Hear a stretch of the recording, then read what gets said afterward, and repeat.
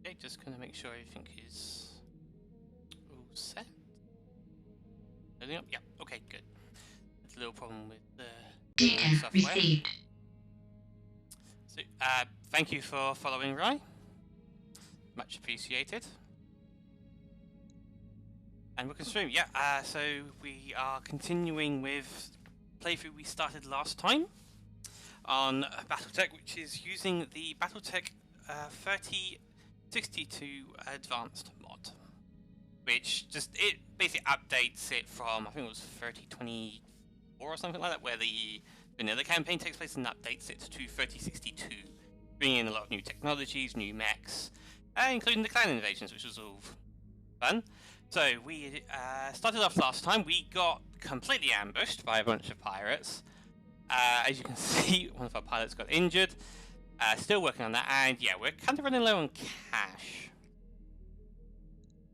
So if we look at our mechs, I believe we did repair them before the end of the last stream for the most part, yeah. Yeah, because we had to get the Locust up because a bunch of battle armor jumped in it and ripped his engine out. And the same thing happened to our Vulcan too. So yeah, that was fun.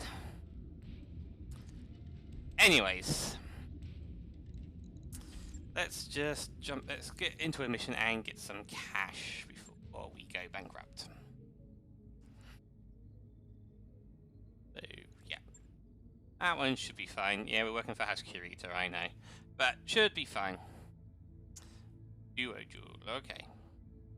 So,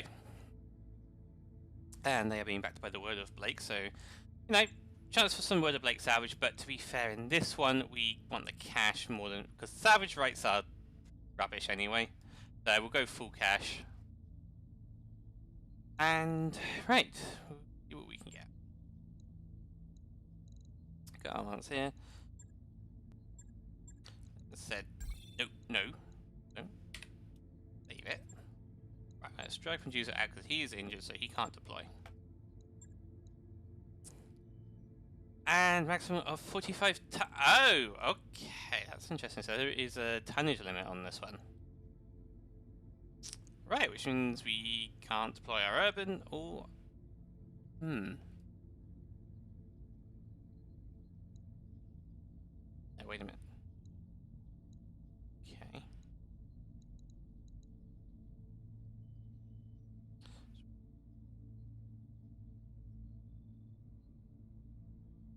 Right, we can only drop 2 units. Yeah, because it's a duo duel.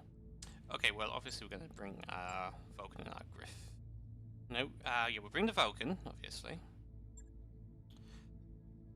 Obviously, we can't bring the Griffin. That's because that's too heavy. And...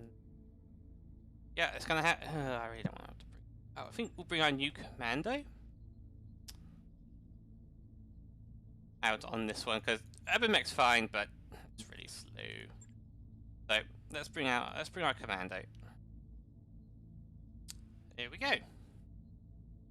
So we're all set and ready to deploy. Mechwarriors, prepare for combat. Yep, and off we go.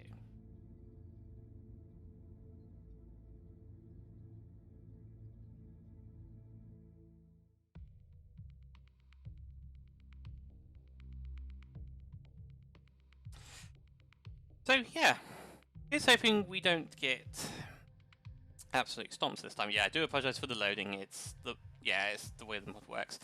Though it loads faster than Rogue Tech does, which is kind of the other decent mod out there, which has a lot more customization options and stuff as well.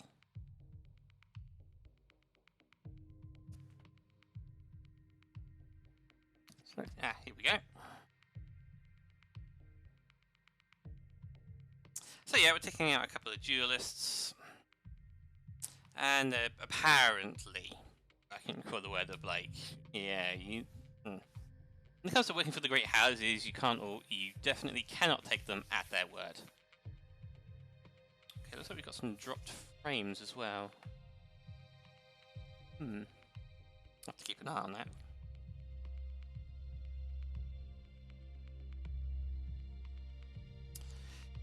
Yeah, have trouble hitting target when moving, especially when sprinting. Yeah, I mean, it makes it more difficult for them, but I mean, it also keeps them alive, because they're harder to hit. You don't not want to be standing around.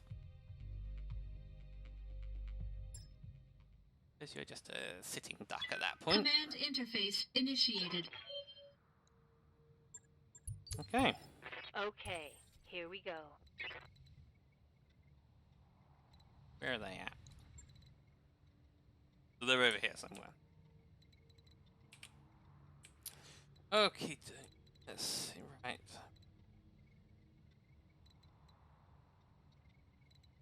Okay, we'll go up to there. Yeah, making use of the forest, especially with Behemoth, because she has the Bulwark special ability, which means she gets additional defense while in cover, which is a good thing for a commando. Oh, here we go. So what have we got? That looks... That's a cicada? Oh, this is going to be interesting. Oh, no, they are working for Woodard Blake, apparently. And all reserve. Confirmed. Oh yeah, the AA likes to do that too. So yeah, we'll wait for them to make the move. We've got a decent defensive position here.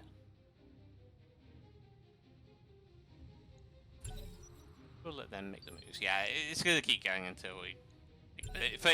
essentially, doing this forces the AI to act. Eventually. Waiting for the shot. Standing by.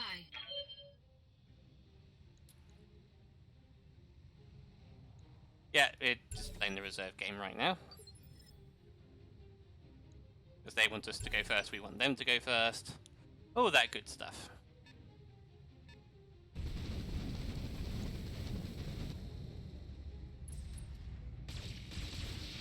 And this is why I wanted them to go first. We had a very good defensive position there, Reporting. Minimal damage. as you can see.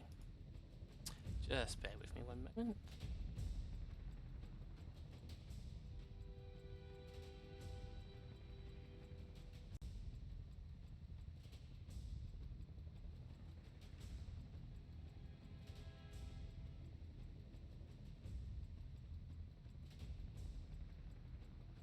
Yeah, okay, there we go. Sorry about that. That had tweak something. There we go. Right. So that is... oh, it's a firefly, not a cicada. Ooh, that's got some nastiness on it. Yeah, the other M5, medium laser. Not a mech we want to get up close with. Which, you know, Yes, Commander. Vulcan.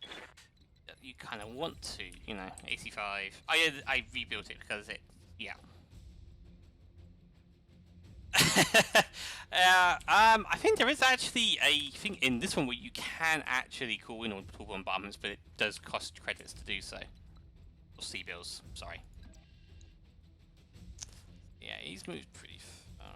Ready for orders.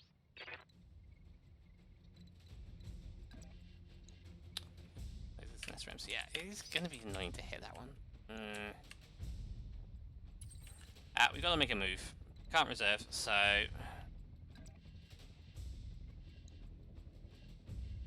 Move it here. The Vulcan's got some good armor on it now.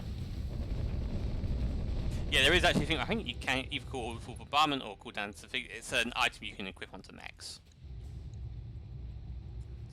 Stuff, yeah, we haven't got any active abilities or... Yeah. Yeah, so let us... Also, one thing you'll notice with the mod as well is resolve is now individual to each pilot, so they have their own resolve tree, which is really nice because you get to use the special abilities a lot more, and there's a much expanded tree for them as well, which expands on it. Okay, not great chances to hit really, but let's take a shot. All weapons committed. Okay, we hit him with one, so that's something at least.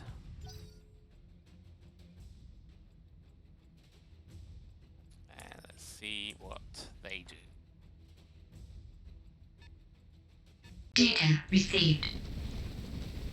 And Papa Bumbans, thank you very much for following.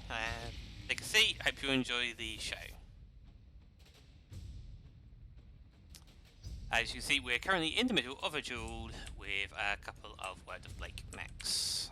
And this is a Thorn, not familiar with that. EL, yeah, I thought that was a large laser. Yeah, EL large laser as well, which means extended range, which means, yeah, he's got a range of, yeah, cool. Wow, they're bringing some heavy firepower. Well, Commander. that's what happens when you let religious zealots loose with Comstar level technology. No, not good things, let's say. It's gonna be our best option. Sprint up, keep our backs to make it hard for them to flank. Because this is a mech that likes to get up close.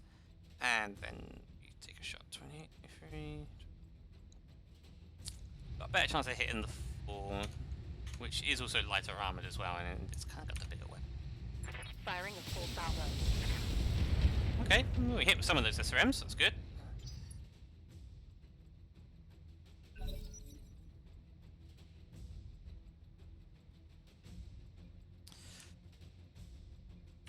So, let's see what they do next.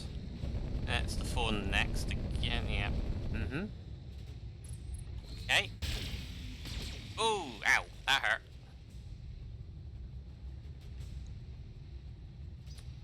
That's just rude. Yes, Commander. Still, it allows us to get up on him. I mean, do we just go for a melee here?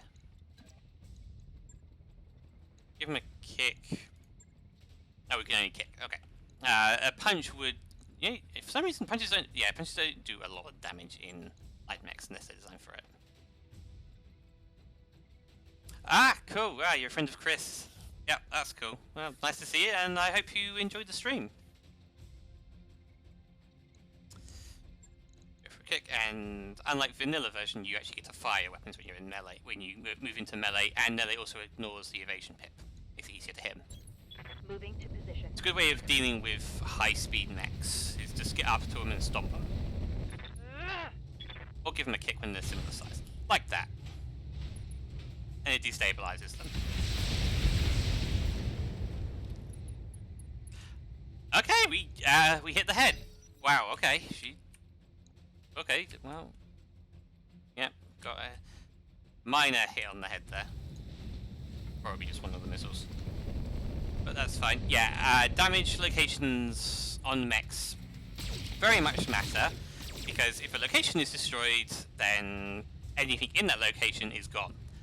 Obviously, that means if you lose the center torso, as I'm indicating here, that means your mech is gone, the engine has been destroyed. So you kind of want to watch out, and headshots you kind of want to watch out for, because that means your mech has, well, it means your pilot's taking a hit. Potentially. But here, we have a good chance to get some damage on these guys now. Yeah. So let's move up. Also, friendly fire is a thing, so you do have to watch your aiming angles. Okie doke, thank you. Thanks for dropping by, Papa Bun Buns, and hope to see you in the next stream. And have a good day. I think we will also pop Battle Lord, which is one of the new special abilities. As you can see there, it's supercharges the mech, we do 15% more damage, and we have +2 accuracy, which means we're much more likely to hit, as you can see. But it does drive the heat up a little bit. Personally, I think a lot of the time it is worth to get the extra accuracy bonus. But yeah, it does, especially when you're on a desert biome, which means we're only sinking 85% of our normal heat. So, you know, all that goodness. Right, let's hit the shot. And we got him. Took out his left leg, which means he's going down. Never mind, we took out the engine. Enemy mech destroyed. So, things are going well. Receiving you. Only taken some minor armor damage. But here, I think we will move because you want to keep up the evasion pip. So, I think that's probably going to be the best option there. Yeah, and Location confirmed. the angle you have relative to the enemy mech also matters, because shooting them in the back makes it easier to hit them. as you can see here. Because it's a rear attack, there's a -2 on the accuracy.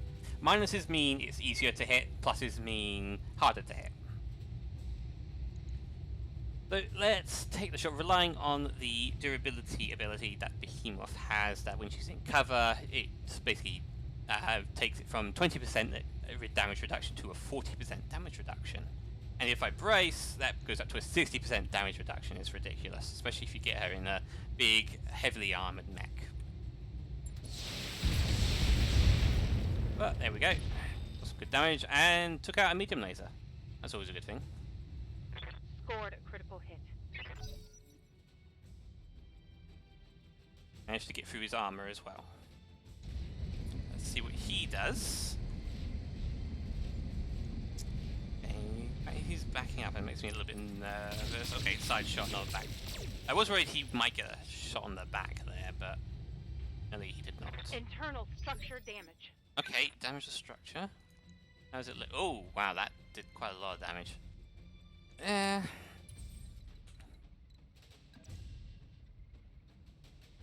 I think with the Vulcan, yeah, we move up. Oh, yeah, he's got no evasion here, so yeah, we got a pretty good shot here.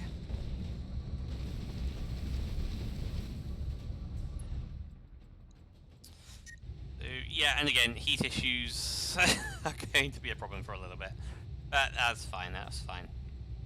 I mean, it allowed us to take out an enemy mech, so I'm gonna say that was worth it. Yeah, that's fire. Engaging target. Yeah, okay. Damn it. Yeah, some reasonable damage there. Standing by. Now, with Behemoth, I really don't want him to get a back shot on this. So I think we might have to...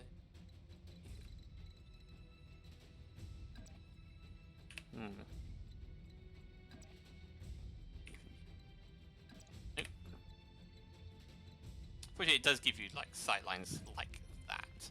I'd rather keep her in cover, though in this case... We just have to... Let's have to take the hit Let's here. go. Yeah, stuffing the mech standing there out because it's taking some damage.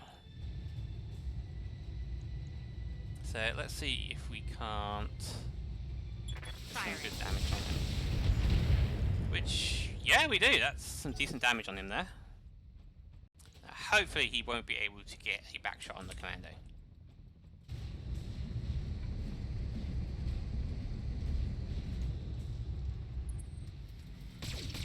Yeah, he doesn't. Ooh. I'm gonna have to replace Getting that. my ass kicked. I'm gonna have to replace that later. It's gonna be annoying. That's fine. It's only a single heat sink. You know, we don't have any fancy clan technology that gives us double heat sinks. Yeah. You know what? I think again. Yeah. Here we go. And we give him a kick. Yeah. The autocannon cannot fire in melee. That's the thing. Is that worse?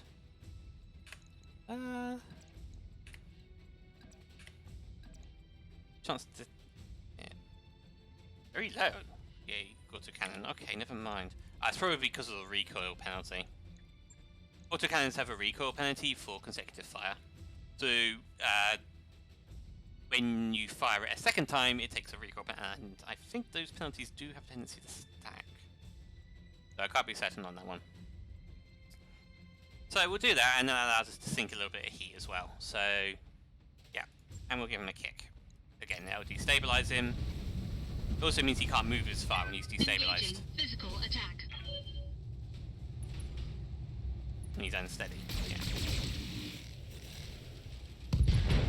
Attack, and took out the right torso, and that's a Enemy lot of mech. his weaponry. Critical damage detected. So that is a lot of his weaponry out. Yeah, he's lost a... Well, he lost a bit. Waiting for orders. Now, I am going to bring...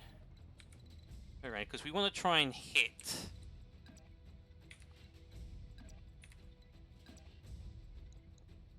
on the same side, because obviously if we're attacking from both different sides, then it means we're going to be less likely to take out the center torso. So whereas if you focus your attacks on one side, you're going to have more chance to break through his components, break through his armor and take out the center torso, or even just get the pilot to eject, because that's the thing. And yes, we are going to precise strike to make it even more give even more of a chance of hitting. Yeah, this one's got SRMs and mediums, so it likes to be up close like this. Only to light mechs, though. You don't want to get up close to a medium or a heavy mech in a commando. Trust me, it's a bad idea. Okay. Oh, he's gonna get a back shot. He's gonna get a back shot from the Vulcan. Nope. Still. Great. Damage minimal. I believe that was the left. Is that the left torso or the left arm? That's gone. Oh yeah, both. Great, it was the left torso. Great, yeah, but he was a tough girl. She didn't take an injury from that, thank goodness. But yeah, we're having a little trouble with this guy now, so we need to get. Oh right, of course, minimum range as well on the E5. So yeah, there we go. So we'll move to here. Yay for rattling mechs. Yeah, sometimes that happens. Sometimes that happens. Okay, yeah, and we're overheating again, because it's desert biome, yay! Yay for overheating mechs. Yeah, we're not going to use the Battle Lord here. I think I'd only be able to fire the AC-5 at that point. So let's see if we can't get that center torso. And one thing you may have noticed is the precise strike no longer gives a cooled shot. You have to get there's a specific gunnery upgrade if you focus your pilot that way to deal with that. Also, he's overheating as well, so and there are penalties for doing that. I think I hit his right torso.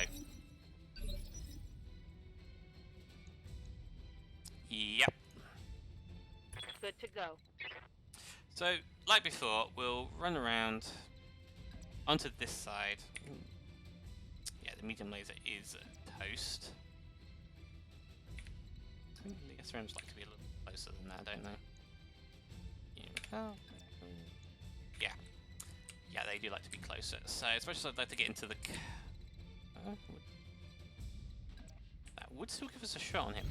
So I think we'll do that.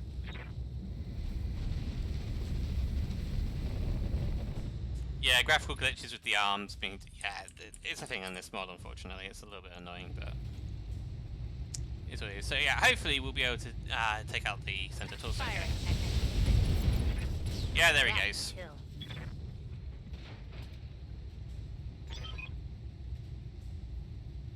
Duel? Really? Really, Darius? Mission successful. Clearly he hasn't seen many duels, because that didn't look particularly riveting duel, but there we are.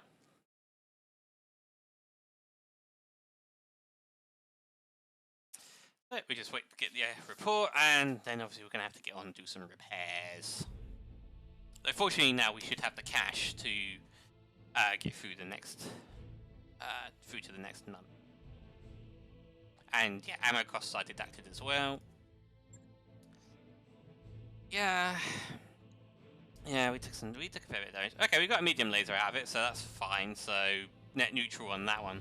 So we did lose a. And yeah, of course they were using double heat. Again, it's Word of Blake. They've got SLDF and Comstar technology in them, so yeah, their mechs are more advanced than ours, basically.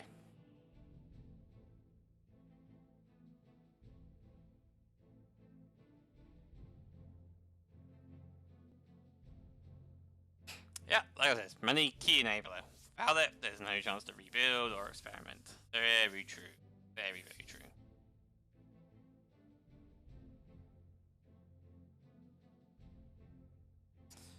Wait up for that to look up, and then yes, Yang, I know.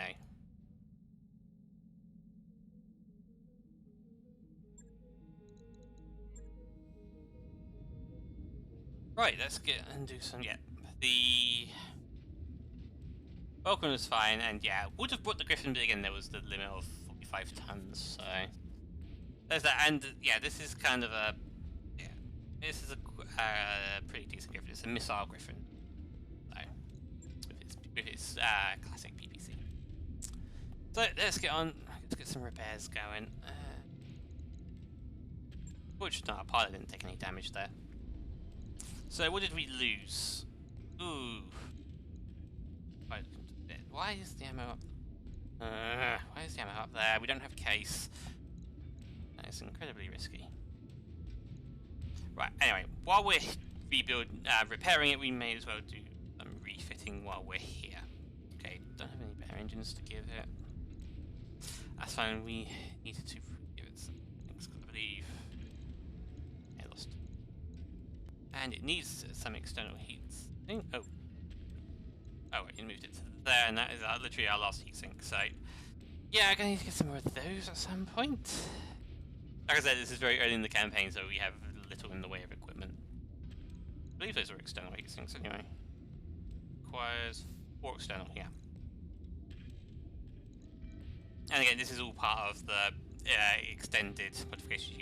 You can modify everything, including the type of engine. You can get XL engines, light engines, ice, the internal combustion engines, all that stuff. If you, yeah, and you can also add gyros and stuff as well. This one comes with its own gyro, I believe. Oh no, that's just its quirk, which gives it the additional evasion, pips, and defense.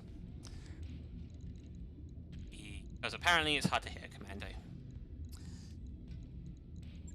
So, SRMs. Yep. SRM6, we got SRM4.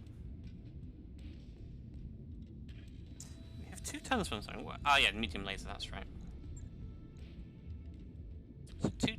Oh, right, yeah, and ammunition. Medium laser, so yeah. Because how much do you get now? 100 shots. Do we need another? Do we need another SRM? Yeah, we've got 100 shots, so and we're firing 10. That's 10 volleys. Need any more than that?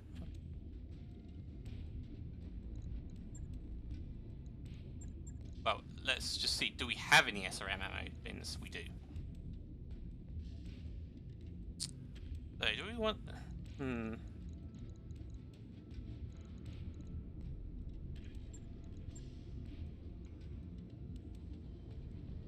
Weapon mats do we have? Okay.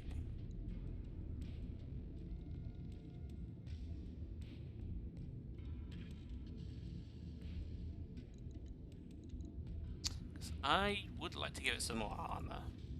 Not gonna lie. Can we make do with just 100 shots?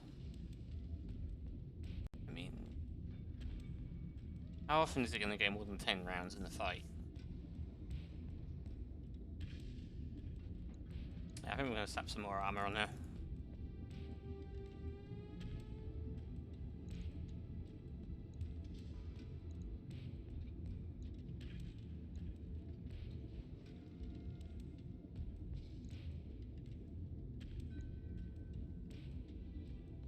Yeah, so she can take a bit more of a beating now, so that's good, I think. Yeah, and obviously if we do have some issues, we can we can just rework that later. If we do run into any ammo issues. I'll let you know when that's done. That's fine. How long is it going to take to get those? Yeah, the Hornet. Oh, the Hornet was bad. It just got absolutely obliterated in our first mission. And, man, this thing is ugly. It really is. Anyway, we'll get the commando repaired, and then we'll probably jump into another mission. Yeah, we also need to sort out some experience, because... Orders. I'm saving to get the next piloting upgrade. Get the piloting upgrade for the enough, so... But I think we will spend to upgrade Mechwarrior gunnery, because better chance to hit, then that is always a good thing. Yes, Commander. Nope. Welcome, Commander. And we don't have enough to do any more upgrading. There, and... Waiting for orders. Yep, okay. So, let's just, let's see. Do we want to move anywhere while we're doing the repairs? Can we afford to? Maybe. Let's check out the store first. Might be something nice in here. Oh, okay, there is something very nice here. That's a Gauss rifle. There we go. Wow, these things are... I always thought these things were kind of pretty rare. Then again, you know, this is beyond the time when they're no longer lost tech. So, yeah, I mean, that's a gas rifle. They're really heavy, but they do so much damage and they're so accurate. Does it also have the ammo? Hey, what? Was this cannon? Rotary Gauss rifle. That just sounds terrifying.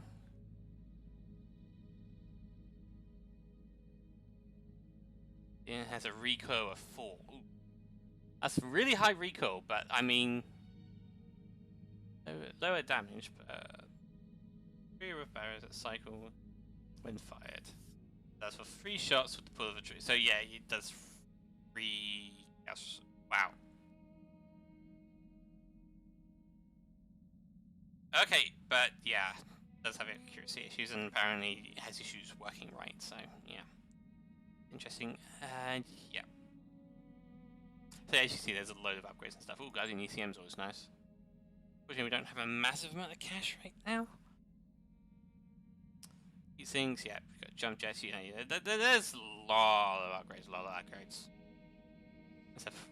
And crude Gauss ammo.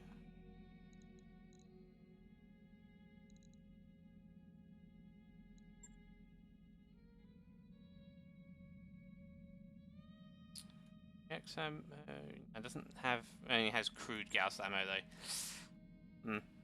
I mean, Gauss rifles are nice, but we really don't have a mech to mount it on right now, so yeah.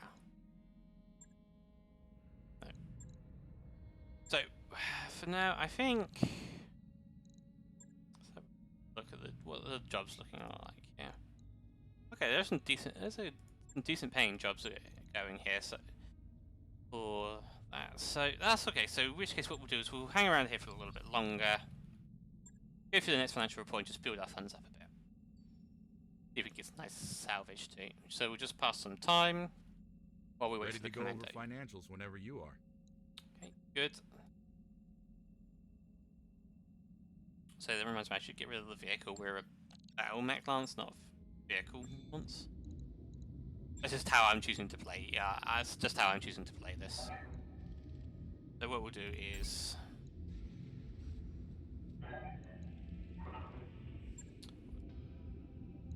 that. But that's fine, we've still got stuff here. So we'll just wait for the commando to be finished and then we'll jump into another mission. Broke, Commander. Thank you, Darius, I'm aware. There we go, okay. Oh yeah, this one.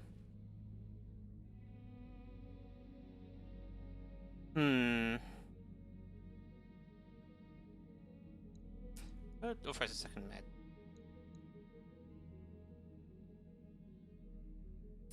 Wow, okay. So that was bad.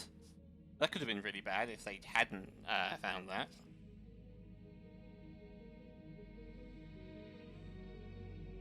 So, yeah. Wow. So, yeah, we've taken that out, and he's gained the tag Dependable, which is good. That can affect events. And can sometimes give you alternate options for those events, which usually have good endings a lot of the time. Sometimes. Anyway, I believe our commando is now fully repaired and ready to go. Yeah. So we have a lance ready to deploy. So let's see what have we got. As you can see, the missions do change. And just excuse me one moment.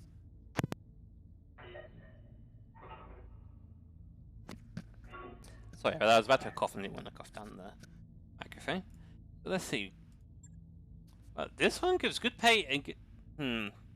Is it really, though? Is it really this difficult, given the pay being offered and the salvage being offered here? By raiders, lasers at the house. I bet they're organised and previous ones and the raiders are a hostile power.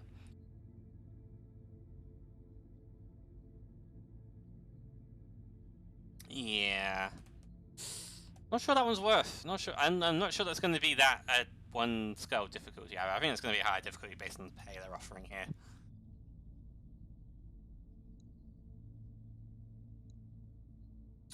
To be fair, it is good pay and it is decent salvage as well. Let's see, what can we get? Okay. I think what we'll do is we'll go down the middle because we need cash, and that also gives us some salvage. What are we up against anyway? The Outworld Alliance. Okay then. We did them apparently. So that's an inner sphere faction. So right. So let's see. So let's move the Vulcan back to there. Get the Locust. With user is pilot. Just trying to remember who I am training up as my scout, whether it's Decker or Medusa. I think probably Medusa based on the piloting. Behemoth in the commando and Griffin being piloted by Glitch. Well, we have an Irby, so we can bring Decker as well. So we may as well, because we can deploy a couple more. We can deploy. Eventually, we'll be able to deploy an entire second lance. And we can also deploy battle armor if we want or have any. I mean, to be fair, we haven't got any elementals in our party, so how that one's going to work. But anyhow, so I think this is going to be the deployment. So as you can see, we are at 1.5 on the drop tonnage here, which means we are bringing more than what is required for the difficulty. So we should, in theory, do pretty decently here. Mechwarriors, prepare for combat. So we will have to see how that one goes.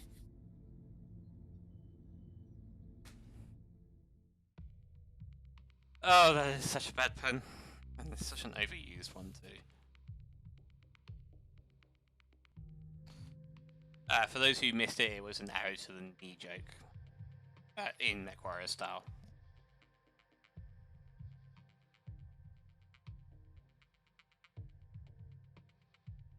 Okay.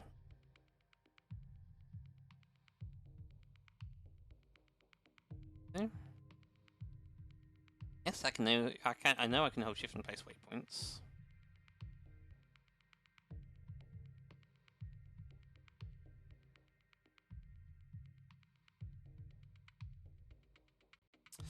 Indeed. Yep, as Obi-Wan is wont to do, always take the high ground.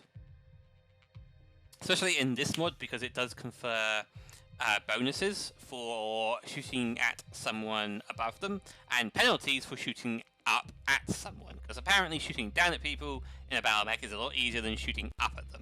For some reason, the targeting computer just can't handle shooting upwards. It's a thing. It's a thing. And yes, there are VTOLs and stuff in the game.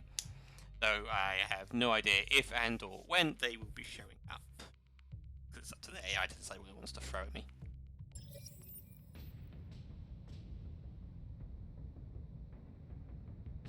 Command interface initiated. Mm-hmm. Yeah, this could get ugly. And yeah, I apologize if it seems a little bit jumpy. Urban biomes always do this. It doesn't matter how low I set the settings. Oh, okay. But at least we got defenses. Oh, they're off. Yeah, of course, we have to get the convoy in, don't we? Yeah. It's usually worth doing because turrets can do so much damage. As you can see, we've got a load of bonuses and stuff here, which can give us more pay. And these are the buildings we have to protect. That's where we've got to get the escorts to. And we have enemy contacts moving in. Okay, so we've got, it looks like Koreans have sent quite a few vehicles, so... Yep, and they've... Okay, enemy vehicles coming in. Okay, it all goes on an initiative system of lighter vehicles and mechs being higher up, and thus more likely to go first, and then heavier mechs and vehicles coming further down the line. Also, I believe I think tactic skill eventually can affect that as well, in this mod.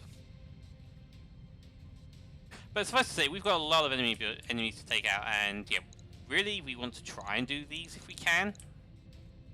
Because it increases our pay, and especially if we can get the turrets online, it makes our job so much easier.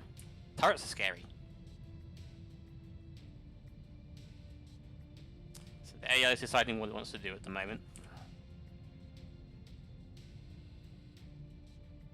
Yeah. What do we see here? And we've got some contacts over here. But there's more than just... No, this is just the Vanguard anyway. There may well be more coming in. Receiving you.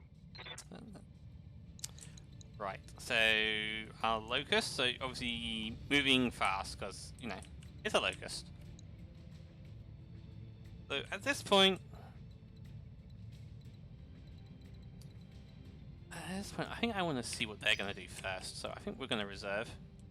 Let them come to us, because I think no critical buildings are immediate. Yeah, because it's these buildings here that we have to protect. So there's quite a lot of site blockers, a lot of buildings in the way before they get into range.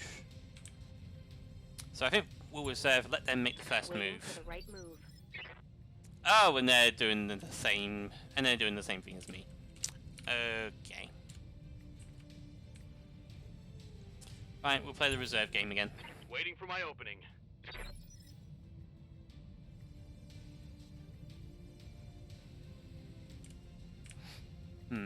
Because we don't want to... I also don't want to risk them being taken out. So, yeah, okay. We'll run up with the Locust to see if we can get sensor contact. At the very least, find out what it is that's coming in. Let's sprint up to there. Yeah. I guess it's basically the same as spawn protection because, you know, zoomy Locust. Low armor, relatively low weaponry, but very, very fast. And of course he just runs straight through whatever that explosive was. And you see, yeah, lightly armored, medium lasers, small lasers. I think I did modify him after he got destroyed, took out the machine guns and put in a couple of small lasers instead. Because, yeah, the machine guns were doing virtually nothing anyway. And I didn't have the ammo to replace them. The elementals tore them out anyway. Sorry, elementals are the clanner pilots of battle armor. And battle armor is scary because they literally climb onto the mech and then start tearing it and then start tearing stuff out of it. And they can do that in this game.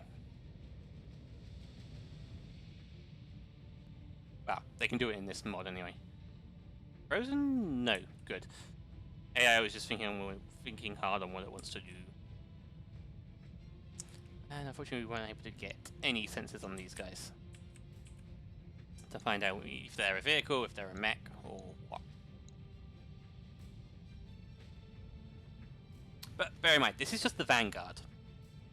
So chances are there's probably going to be at least one or two more Lances moving in.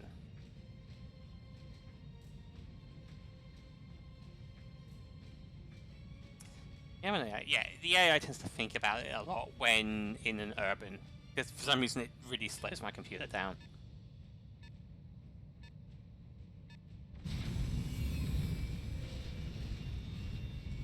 Oh, that's a harasser with flamers, okay. So, I mean, kind of cute, but also scary, because, yeah, as you can see, it is, yeah, because it's only because it's a one skull mission, it hasn't got everything. It doesn't have everything. So it has a flamer, and yeah, it's got flamers. So yeah, it just makes everything overheat, makes everything pretty bad, to be fair. So we've got Behemoth in her commando.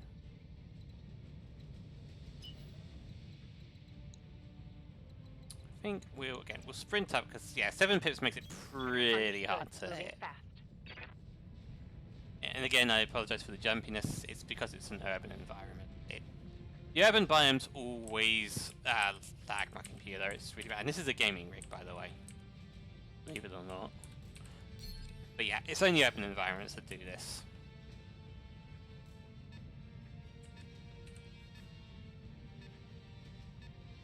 Probably because it's got to render all the vehicles. Actually, I think there is Let me just check. I believe there is a setting for urban.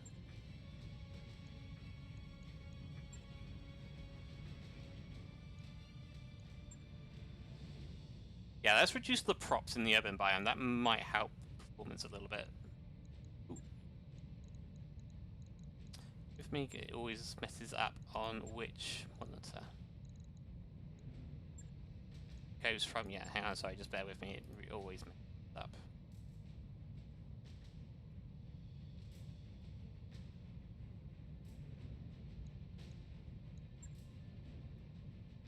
There we go. Yeah, as you can see, that has changed the biome considerably and made it much smoother. So, no, no, this doesn't look right. This does not look right.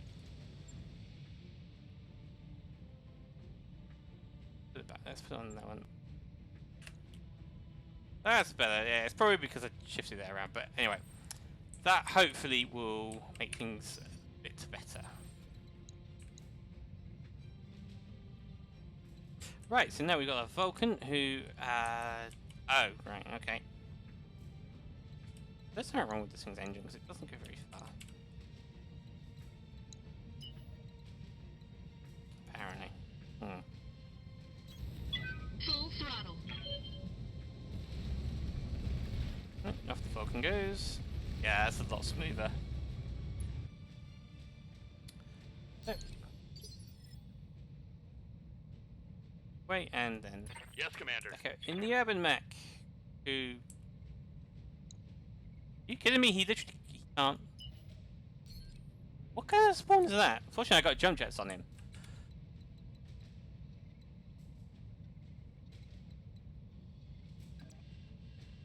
Don't think anyone is in range, but let's just jump him up there anyway. Good. Lifting off. This is a PPC urban mech, so which means he is designed for long range shooting.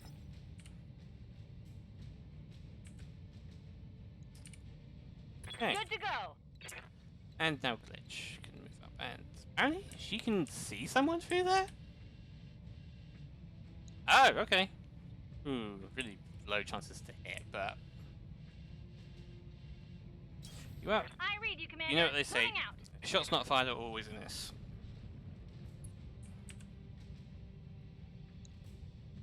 So I will save the LRM ammo. Switch off the LRM and just fire the PPC. Because there's no reason not to. Uh-huh. That looks like a miss. Yeah, that missed.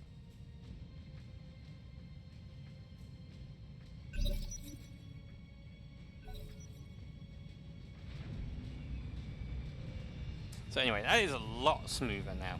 So I think we'll leave that setting on for while we're streaming, perhaps. Okay. Fair enough. They're moving in. Yep, that's an allied vehicle. Yeah, see, they're moving in on our allied vehicles right now. The AI has had an upgrade. Transport's just moving there. Is it going to shoot? Nope. Apparently not. I think they're just transports. I don't think they've got any actual weaponry.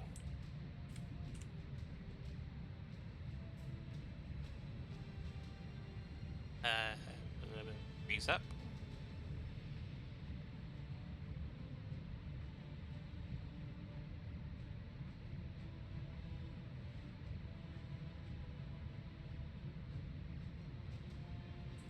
Okay, there we go. So while it does that, I'm just going to check on the graphical settings to make sure. Oh, quality should still be.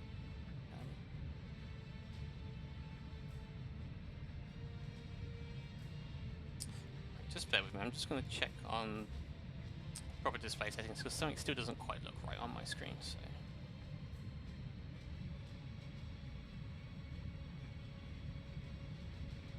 Ah, right, that would be one. It's the wrong, so it should be that one. Ah, much better. Oh dear. Leave him alone. Leave the civilians alone, you.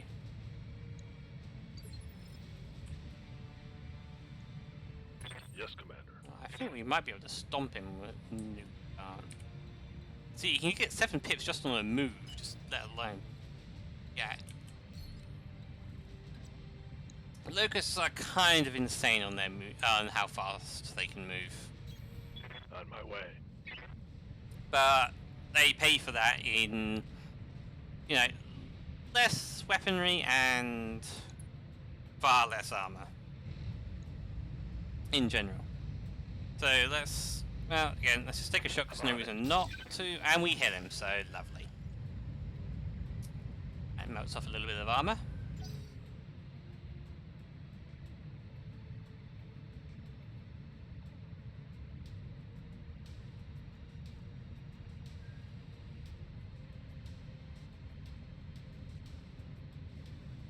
And AI is thinking what to do. Yeah, fires can be a thing, especially if they're started in like where trees are, because it will spread.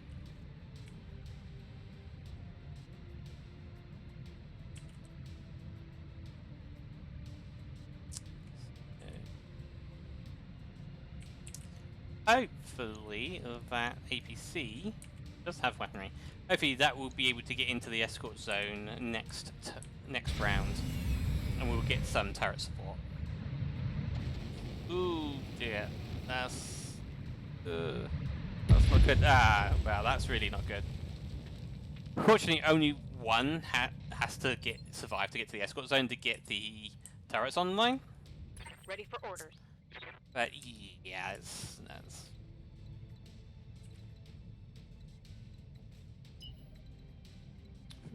print.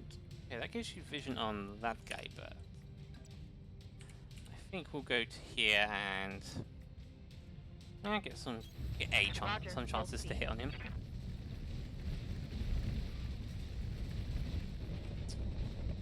And hello, Hunter. Glad to see you could make it. As you can see, we're in the middle of we're defending a base in an urban area. This is Battletech Advanced 3062. I know you're familiar with that particular mod. And yeah, we're defending against the Outward Alliance. Working for House Kurita currently. So that's always fun. And, oof, there's a bad chance to hit. I think... we'll see what we do again. We got Let's damage. see how you like this. Oh, and we did actually hit him, so that's always good.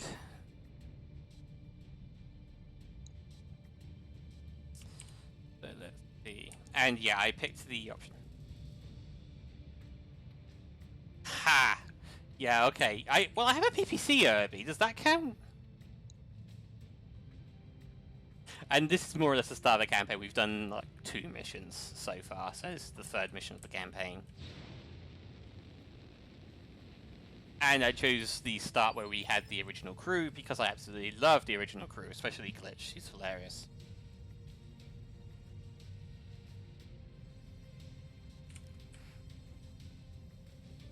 Ready for orders. Yeah, and Decker hasn't died yet.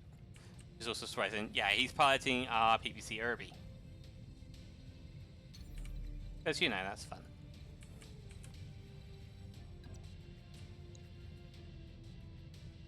He has got vision on...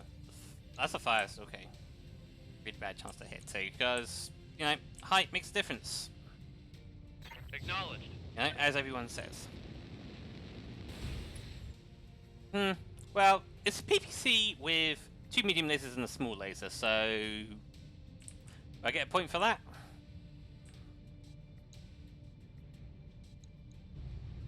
So, okay, so it is a 1 skull mission, which is why they don't start with everything. But let's see, well, you know, as they say, a shot not taken is always a miss, so... Yeah, it is all the energy, and it's slow. Engaging with target. Because, you know, urban mech.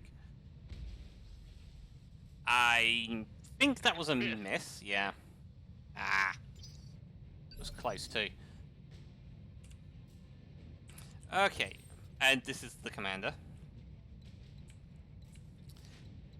And yeah, I refitted the Vulcan to use an AC5 and 4 medium lasers. because it lost its engine to some shenanigans with some battle armor. So I basically rebuilt it. I mean, yes, but there is a thing about avoiding destroying buildings. You get a bonus for not destroying them. And yeah, the Vulcan, it seems to work quite well. It's less of a melee brawler than it was, but yeah, it's got some good heavy hitting power on that. As we saw in the previous mission when we were in a duel and the autocannon just tore apart a Firefly.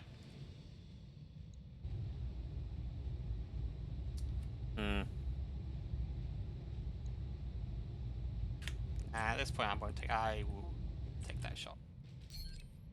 Save the ammo. This is just the Vanguard, remember. There's probably at least another Lance will be arriving at some point.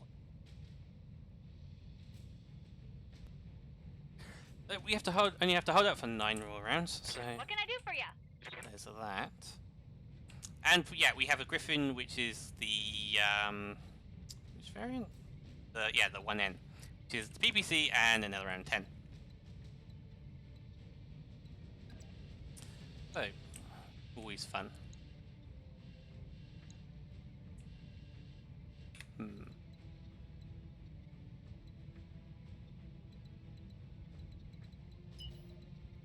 Idea possibly about getting her out here, because that gives a pretty clear sight line.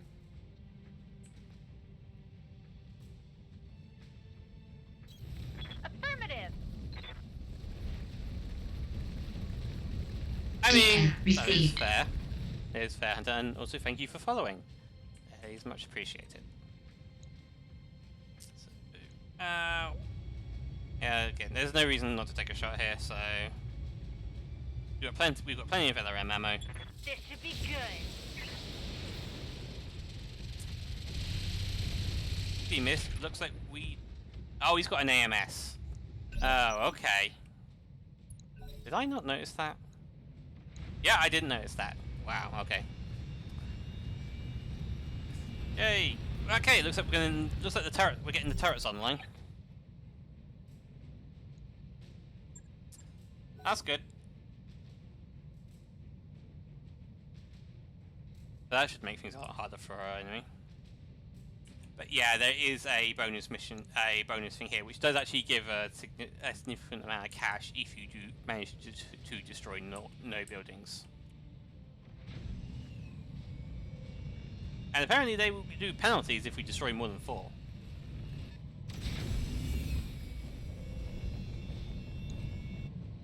Hopefully these things will start taking shots at opposing forts for now, or not.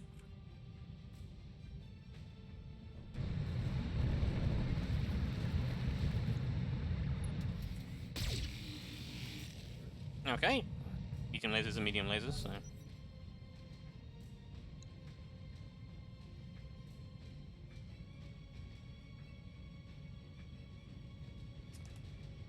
Yeah, my AI. Still, the AI still doesn't take as long as it does in Roguetech to decide to do things. So there is that.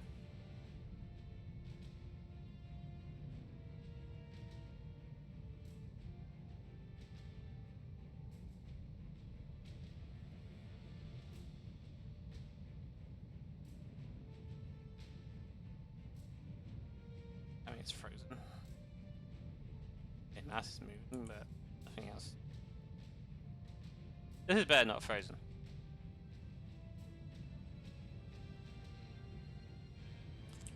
I mean, they help.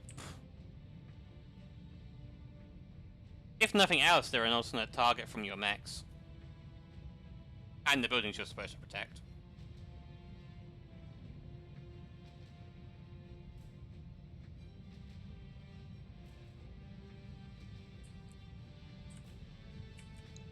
Also, you've played this mod, right? Some of the turrets that you can get in this are pretty scary when they start firing 4 Thumper 5s at you. with decent accuracy. That's a U. We see 2 sniper turret there. Light laser. Okay, yeah, that's great.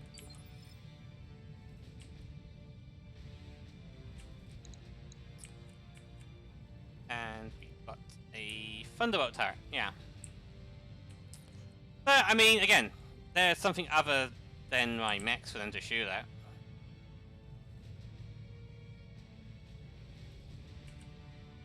And they're also coming at us with, I think, fire starter and three vehicles. I think currently, the vehicles I'm not too worried about. Oh, yeah, and the 4th vehicle there. Third vehicle. It's the fire starter. Once that thing gets close, it's going to start cooking my mech. Ha!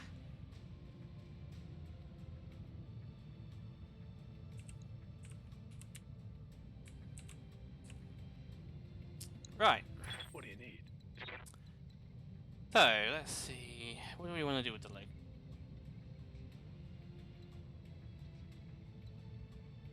Okay, there are... I missed... No, there are 3 vehicles. That's now I one. Okay, so what do we want to do here? Sure, that's for sure. Yeah.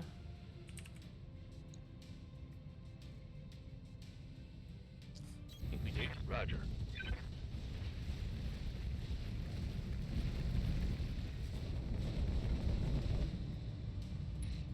Being pretty well hidden there. And let's hit this guy with the medium. Engaging target. Okay. I think we hit him. Yeah, looks like we did.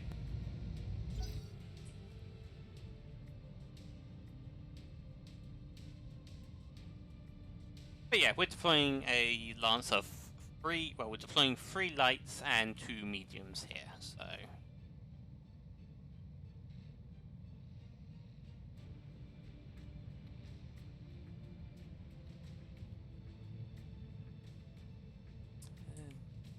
AI to do its thing.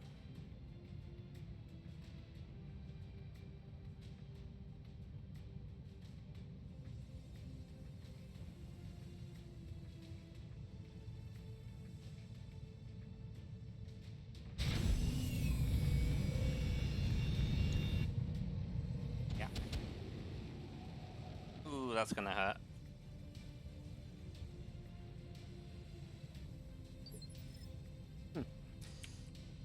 What's up, boss?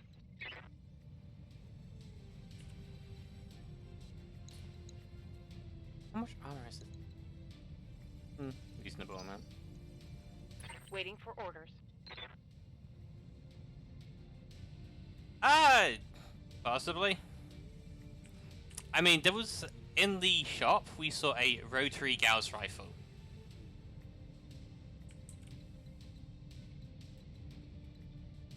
So yeah, that sounds interesting. So yeah, this guy's an AMS, so we don't really want to be shooting at him with the commando. So, Commander. Yeah. So they can deal with the vehicles.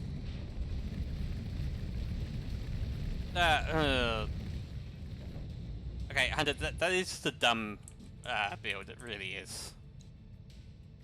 It's like, do you really need to be able to run from one side of the map to the other? All weapons are go. Okay, that was some good damage. Yeah, tanks are also... Vehicles are also... Yeah, okay, fair enough.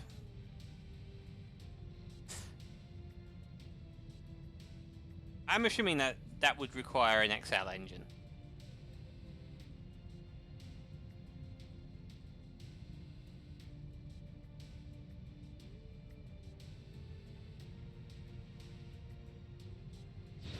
And I think coil guns are actually in this game. Oh, he just pinged us. That's... good? Oh! He overheated. Well, you know what? Now it's absolutely open season on this Firestarter. What's up, boss?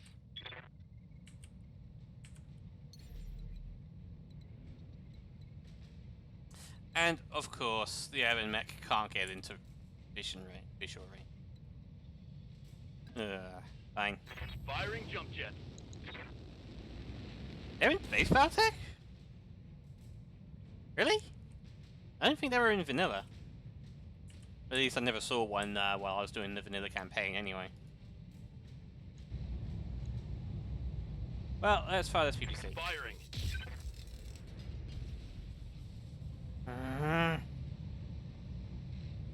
Rookie pilots.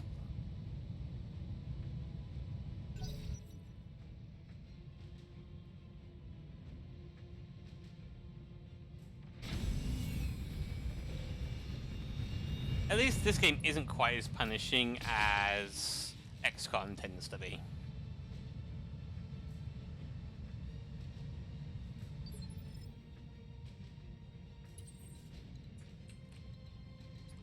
Right, now let's see if we can take advantage of the... There it is. Shut down Firestarter. Only get the AC5 on him. I think it's going to be worth it. Full throttle.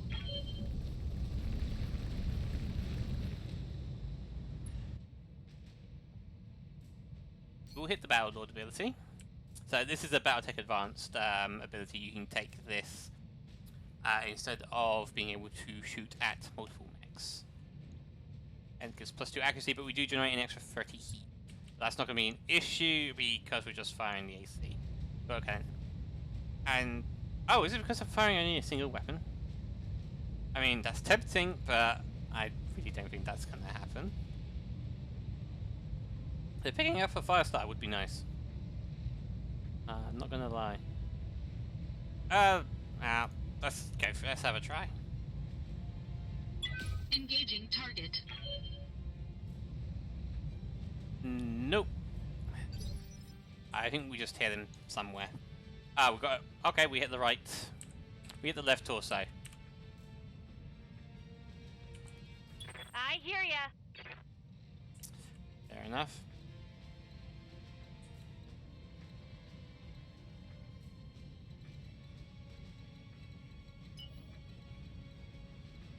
Get in.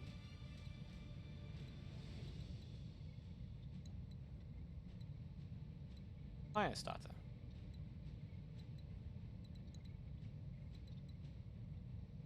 And from there, so again, that would be very worth it. Pedal to the metal. Also in this, they are in base. Okay, fair enough.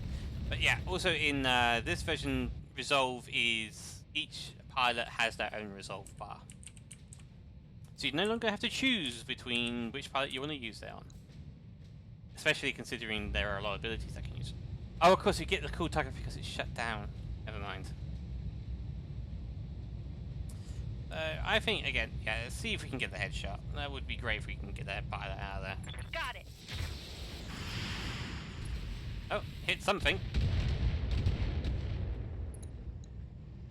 And, yeah, the pilot's starting to, yeah, it's a little bit unsettled about that. Oh, turrets are doing their thing. Really? You're shooting the JAG? Why are you shooting the JAG? Go shoot them. Never mind. Fine. Okay. Fine, that's a vehicle off the field, so I'm not going to complain about that. Turret actually did something. Heads up, Commander. You've got hostile contacts inbound. There it is.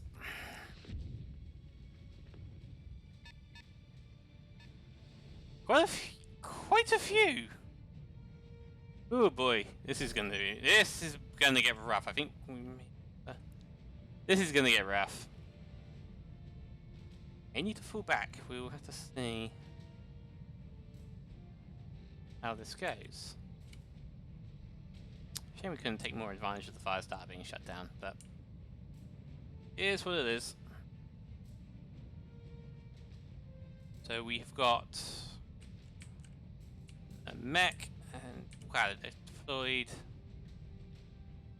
How many mechs have they deployed here? Fortunately, we have to hold out for 7 rounds, by the way.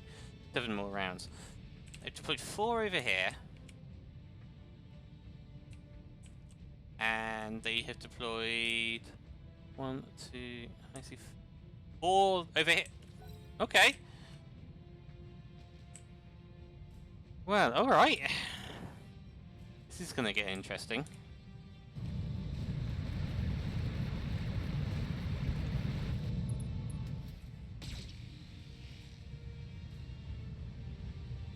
Have some allied vehicles, but they're not doing a whole lot.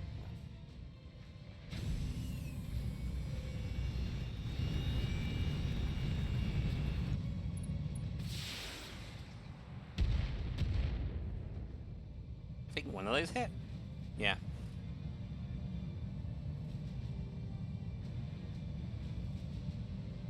Yeah, looks like one hit. And yeah, it's deciding what it wants to do. Because now it's got a whole load more stuff to play with.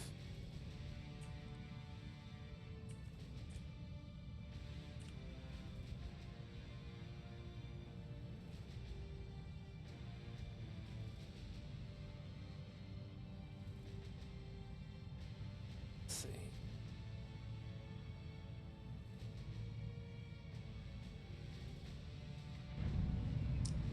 Okay, the harass is coming up, probably gonna shoot. Okay, no, it's running right up at us, apparently.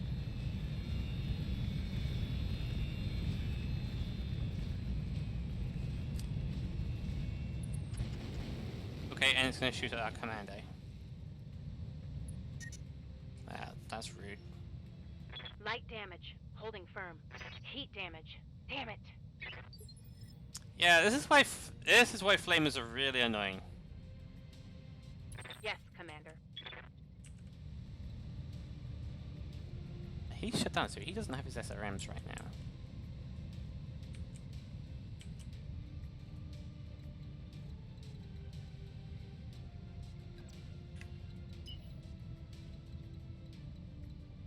And getting into the water would probably be a good thing, given how much this thing's overhealing, but that would also leave her open to here.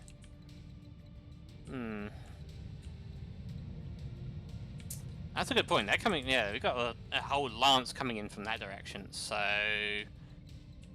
we've got a whole lance coming from down here. This is not a great position to be in.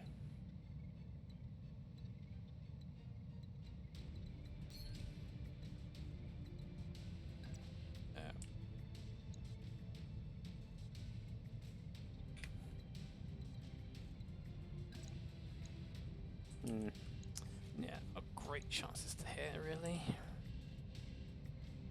I do think we need to play this a little bit more cautiously, because we are being heavily outnumbered here.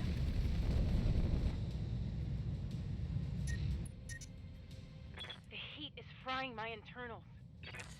Yeah, well, I don't think it actually causes damage anymore, but yeah, obviously you're getting penalties and such on the heat. So that's the question: is it worth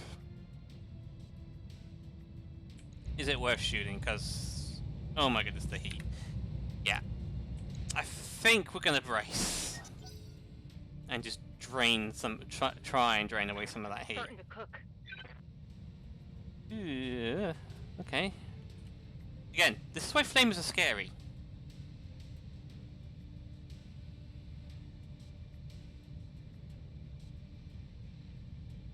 Fortunately, the mech didn't shut down.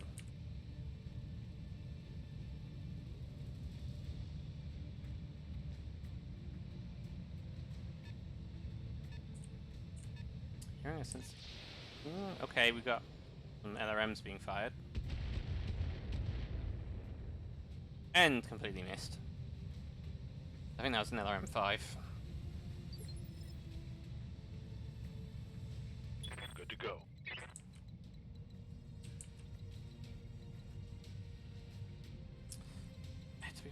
I want to see what they're up to over here. But again, I also don't want to get shot at with the Locust. So, you know.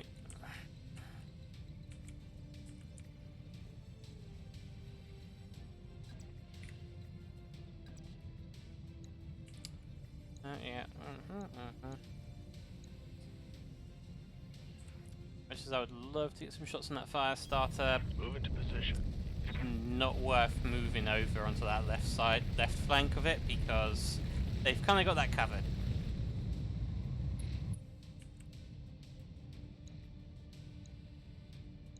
Okay, the second medium shot laser at this APC. Engage. And missed.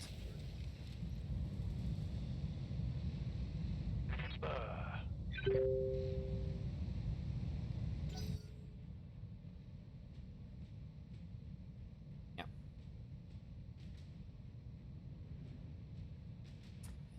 Doing its thing.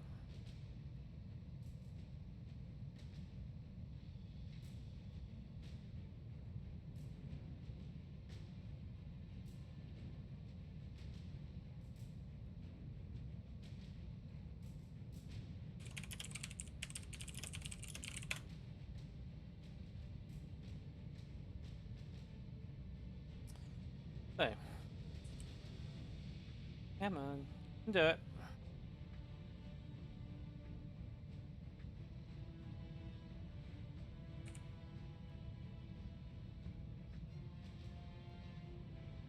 I'm surprised it dropped 2 whole lances on us. You know, I was kind of expecting maybe 1 additional lance.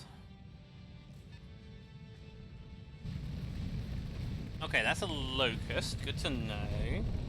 I have no idea what's up with its textures, though. Ooh, that looks like a texture bug.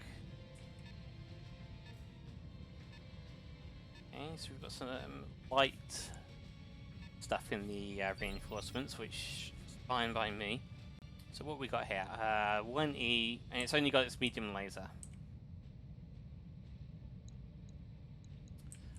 Okay, and over here, did we get vision on that vehicle? Nope. Just have sensor contact on it, so. Who's turn? Ah, it's Deckers. Commander? In the urban mech.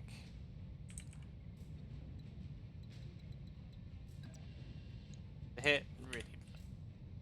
Let's see, where can it get with a jump? Not any further. That's unfortunate.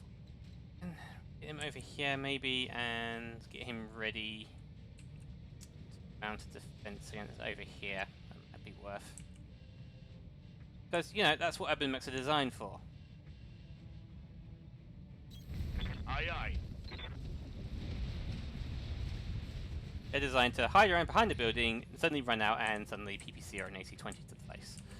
That's kind of what, and they can also shoot in any direction, because they're a walking trash can.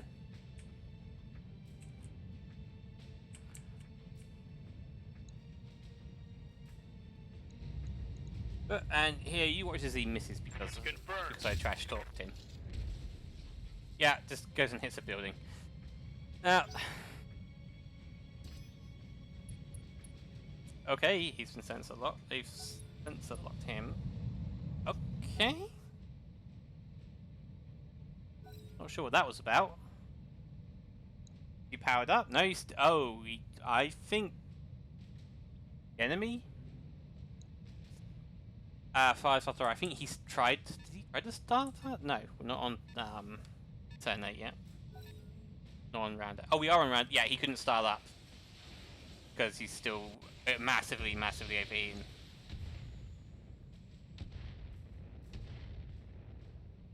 I think that was the Thunderbolt turret.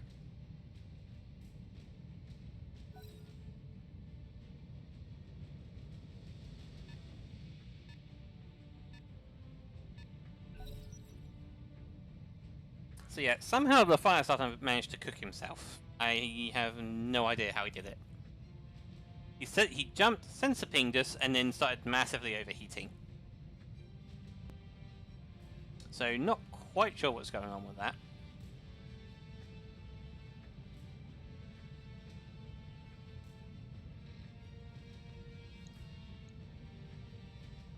Yeah, as soon as he shut down.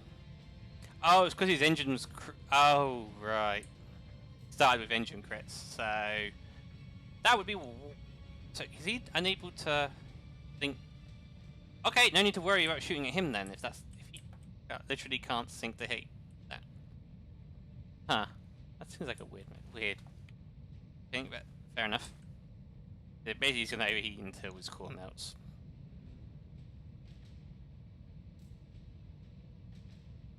And I think, like the texture glitch over here, I think that might be a bug. I don't think it's supposed to do that. I know they can come in sometimes with damage engines and stuff to balance out the difficulty level because it's like a one skull or whatever mission. But I feel like that might have been a bit of an oversight there.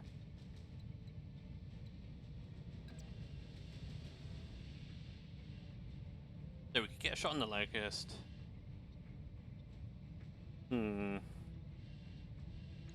Yes, we've also got this APC coming up.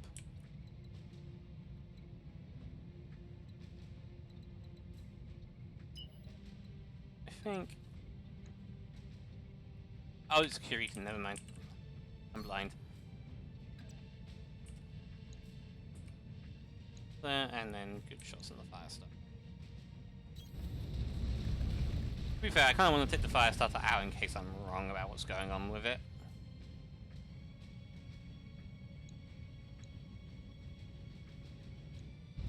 So let's see if we can't finish the job here. Let's just go for the center torso, just take it out.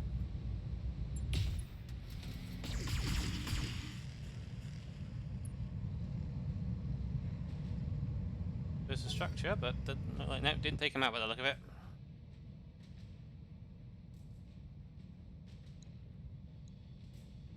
Yeah, so yeah, we got through his armor, and oh, he's got Endo still in there. Interesting. Yeah. Couldn't get that third engine crit to knock him out though.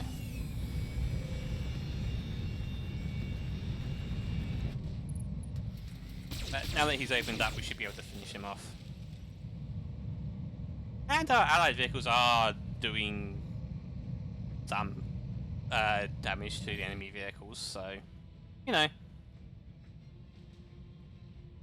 all helps, distracts the enemies and all that good stuff.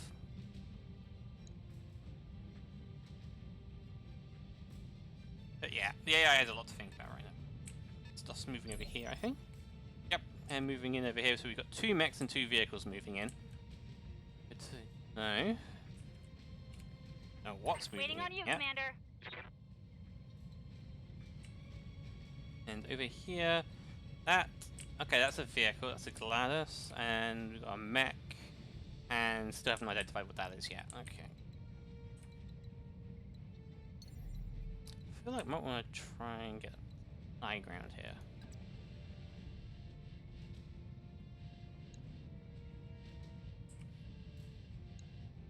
Again, I just want to take advantage of the fact that that fire starter is overheating and shut down, and just get rid of it. Because if you leave the fire starter alone, it can be a right pain in the backside. So let's finish him. His AMS is down, so... There we go. Gotcha! One salvageable... fine.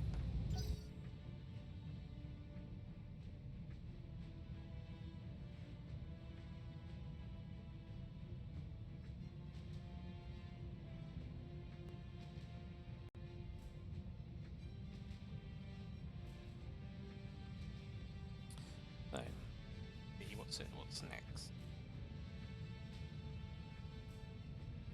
Okay, so they have got 1 on this initiative number, which means they have a medium mech coming in.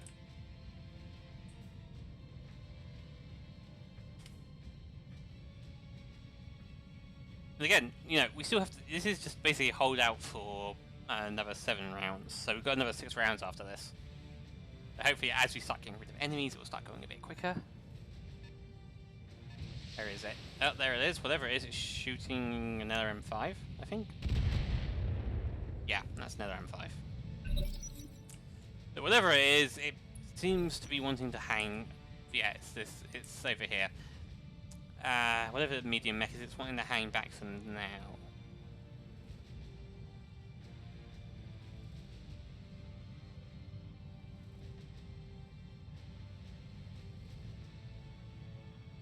Which, you know, that's fine by me. And, oh my, what has happened over here?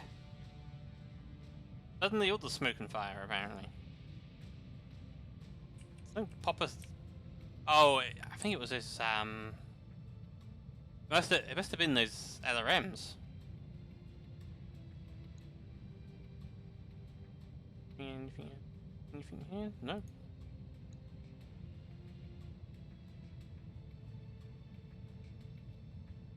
See anything that?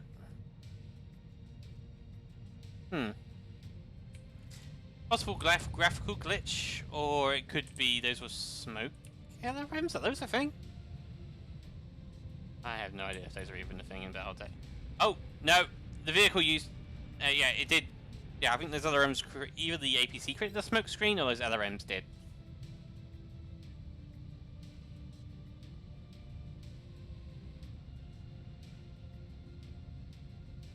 Which is causing the game to lag a little bit more because it's got to render even more stuff.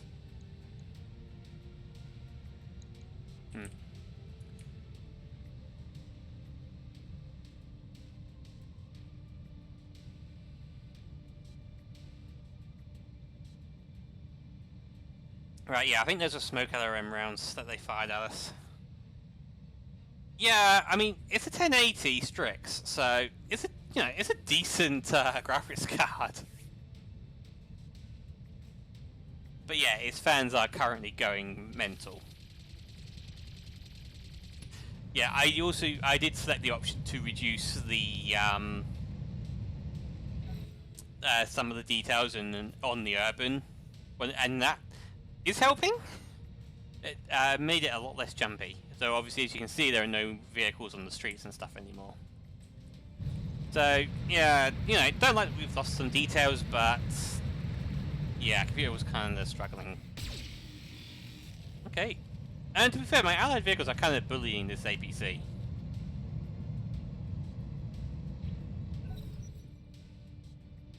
Right, here we go. So yeah, they brought in a load of light stuff, which is why they're on Initiative 9. Hopefully we can handle what's coming in. I just hope we have enough AC rounds.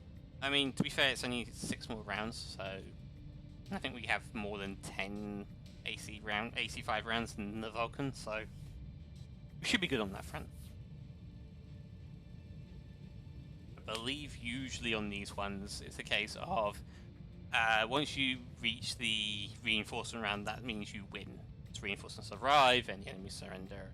Good stuff.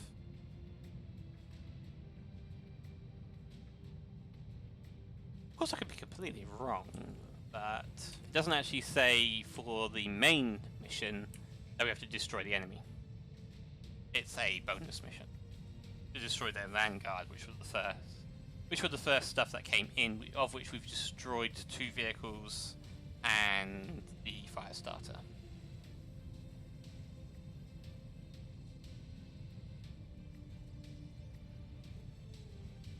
But yeah, to be fair, my GPU, I imagine, probably feels like my poor commando over here, overheating.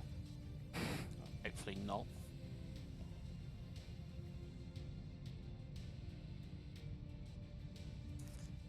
Come on, game. Come on. I switched over to this mod because Rotary just took way too long to decide what to do with the load and stuff up as well. I've got the Locust, which I find where it is. Standing by. Yeah, we got Behemoth in the massively overheating commando because he got fired up by a flamer. So you need this guy. I feel like Stomp. Wow, okay. Is it still on fire? Yeah, no, the mech is still on fire. Okay, I need to do something about that. Oh, is it an active ability thing that does that? Emergency, I know about emergency vent. Does get rid of battle armor, and that works quite well as well. It's just passive.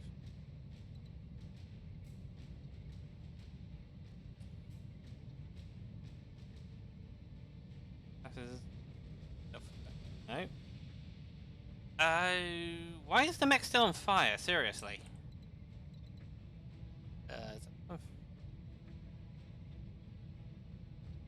Yeah, apparently the mech's still on fire. Is there a mechanic in this that I'm missing? Yeah, that would vent heat. I think we might have to do.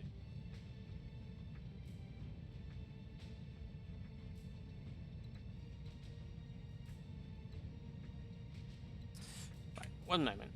I'm actually just going to go and check the website on this as to why as to mechs being put on fire and stuff, and if there's a way to remove it, just bear with.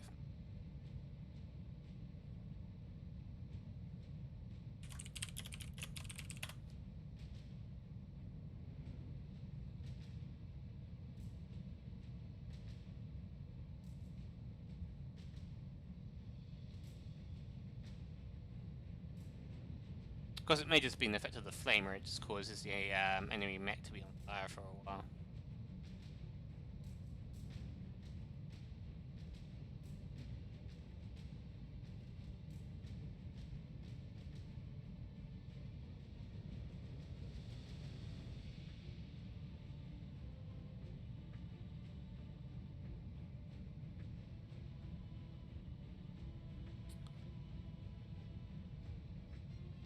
Okay, I'm not sure. I can't really find it.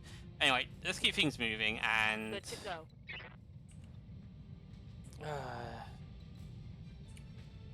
But yeah, I think we need to do an emergency vent. Get rid of a load of that heat. Hopefully, the mech will no longer be on fire after that.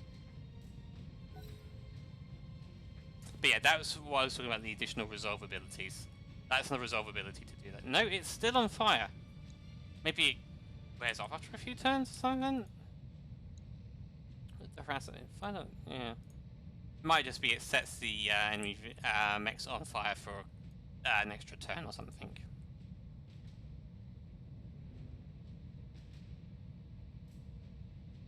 So suffice to say, it's vented all its heat, so there is that. Oh, hey, it's a Hornet. I have one of those. It apparently got so beat up in the first mission it hasn't finished repairing yet. Yeah. Okay, so smoke screen, yeah. Smoke reduces sight range, increased sense, reduced sense of. So.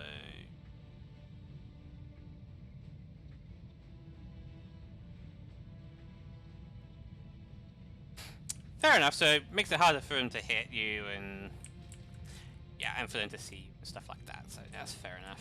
Anyway, let's just. I feel like I would like to move my Locust there, get some shots on the harasser. Because, you know, small Locust. Hey, Chris. Welcome to the stream. So let's take some shots on this guy. Copy that. Now, of course, the medium laser misses, but the small lasers don't.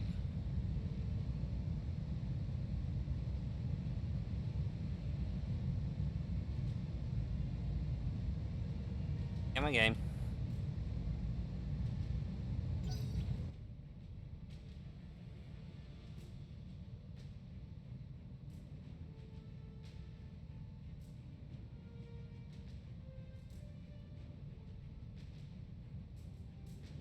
Hey, Chris.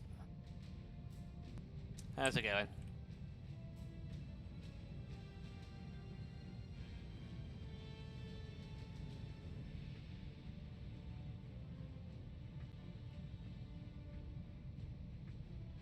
So yeah, we still got 6 more rounds of this shenaniganry. So yeah. Fun.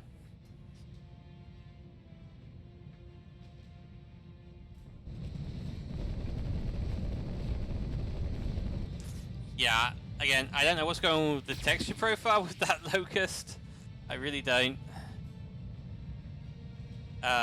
Just graphical glitch with the mod would be my guess. Oh, was that a bit loud?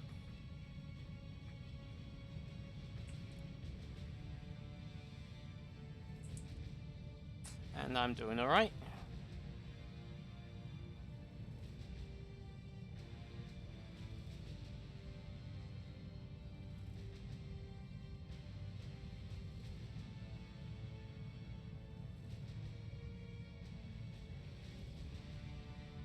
again, I think the reason why it's taking so long to think about things with the AI now is because there's a lot of stuff on the field right now, and it's an urban biome. It's just I think my GPU likes urban biomes.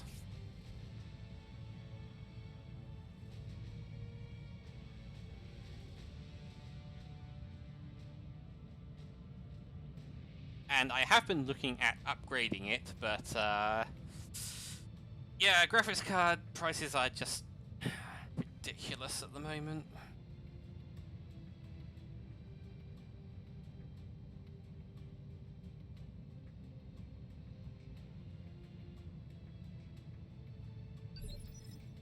Oh, after all of that, decided it's going to reserve. Okay. Waiting for orders. As you can see, the resolve bars on the mechs are going up, so they'll be able to get some more accurate shots in soon. And let's see what the Obi can do. I actually feel like I might try. Can he even jump up onto a boat? He can. Good. Take some high ground. Let's get some vision on these guys. And also, the degree of high ground also makes a difference as to how hard or easy it is to hit a mech that's above you. A harasser, LRM hits at LRM 15s. He's got one. He's got a couple of flamers out. Okay. Let's go for the harasser, because I don't want to have to deal with flamers.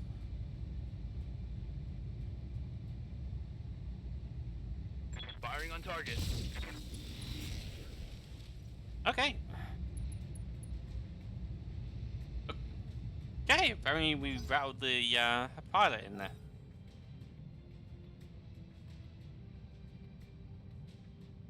Ah, yeah, that's right, because we get the turret.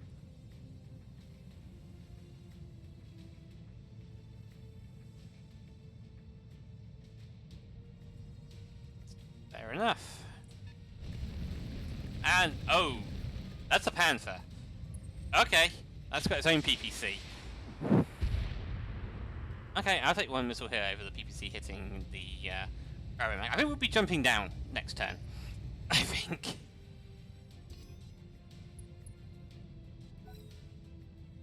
I think the turret's just sensor lock someone. And a Jenner. Okay, that's a Jenner 7K. And wait, what? That's the thing. He literally just ran up and the mech fell over. I think he failed some kind of... Yeah, he failed the piloting test because I think he sprinted with damage, apparently? I'm gonna have to check that.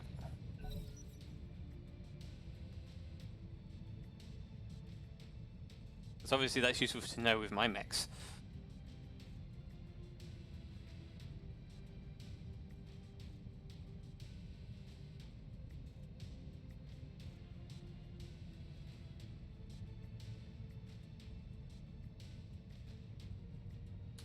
Okay.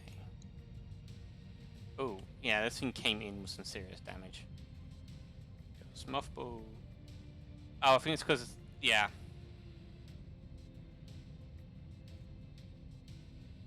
Sprinted in with heavy critical hits on its legs, so failed the piloting check, mech fell over while he was running.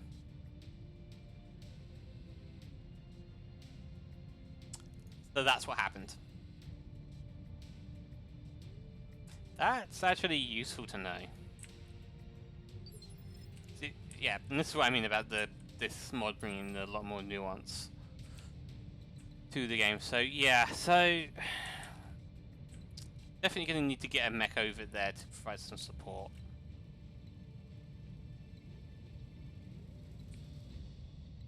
So I think I'll probably send. Well, I don't think the Vulcan can get over there in time to really do much, so it's slow. I really want to jump onto this bit.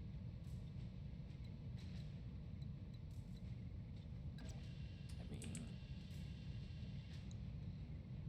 give us decent high ground.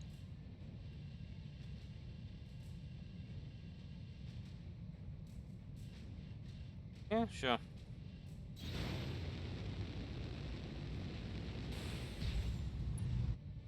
Yeah, hopefully it should be able to charge up. So let's just take a shot here. Think a little bit more. Let's think a bit of heat we got from having the battle all on. All weapons. Just get rid of this harasser, hopefully. There we go. No more flamethrowers from that thing. Enemy mech destroyed. I mean, I haven't destroyed a single building yet. I'd like to point that out. And, I mean, we're defending, and they haven't destroyed any allied buildings that I have to protect yet. And for stuff, they also haven't even really gotten close to. Well, they're starting to on the right-hand side, but yeah, I mean, we're holding them off for now. Vehicles are doing a pretty good job of shooting up some of the enemy APCs.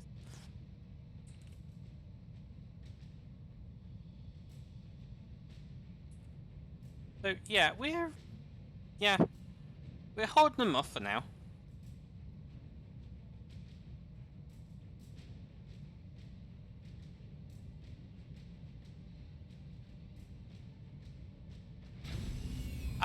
No, we're doing okay. We're doing okay. We're doing okay. We've managed to avoid taking too much damage to our mechs, which is always a good thing. Especially considering they keep shooting at the allied APCs. Ah, right. No, that's all good. Basically, we are defending a base. We have to defend these buildings from the incoming enemy forces. We have some allied vehicles working with us, along with we have 3 light mechs and 2 medium mechs that we deployed. And I hear ya. I think we're doing a decent job holding them off for the moment. Up there, okay. That does kind of open us up to a lot of incoming fire.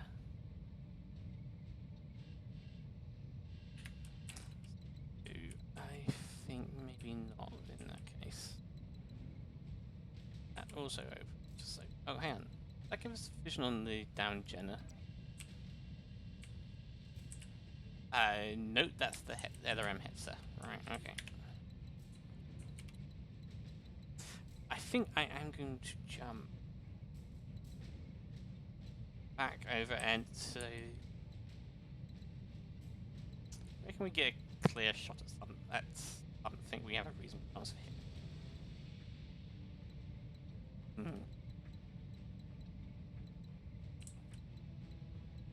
But yeah, we do need to send a mech over this way to assist. Just with taking out these guys. So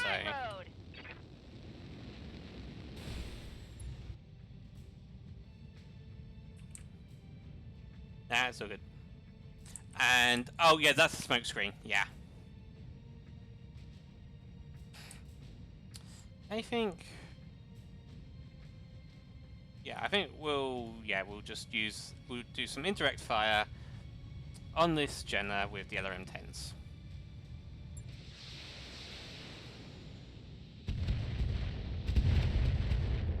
There we got some damage.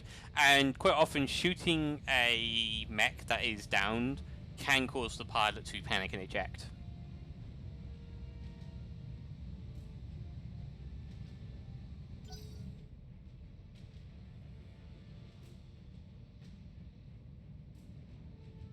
Although, in this case for now, he's holding his nerve.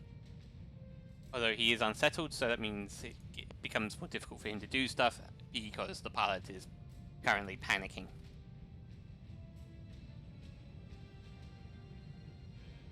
And that can affect our pilots as well if they get shot at.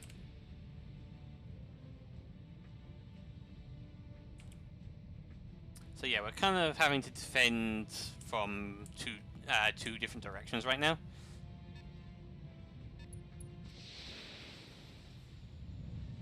And that's an allied vehicle that they're shooting more smoke LRMs at.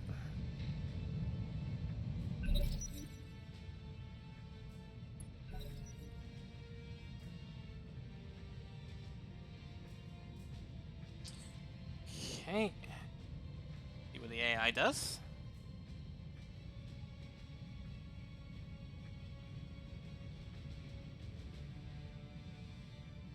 Yeah, you mentioned about those.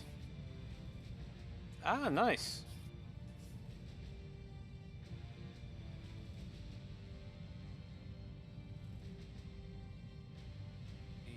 Sorry, I like going to do.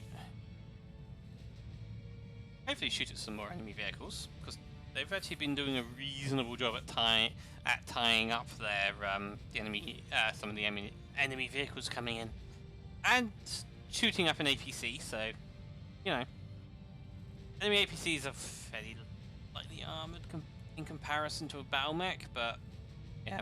Oh, they've actually taken out its hero, or it's jammed, one or the other. Yeah, that's pretty much what I do enjoy giant mech battles in tactical RPG. Yep. Yes, you can. That has always been a staple of Battletech. I will show you. I select my Vulcan here. You can see you can target the legs. In order to be able to target them, they either have to be shut down on the floor, or you have a specific ability that allows you to make a cooled shot when you use the precise strike ability. There's a pilot ability that allows a pilot to do.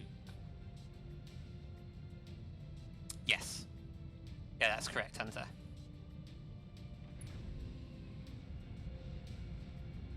But yes, that you have the center torso, you have the left and right torso, left arm, right arm, left leg, right leg.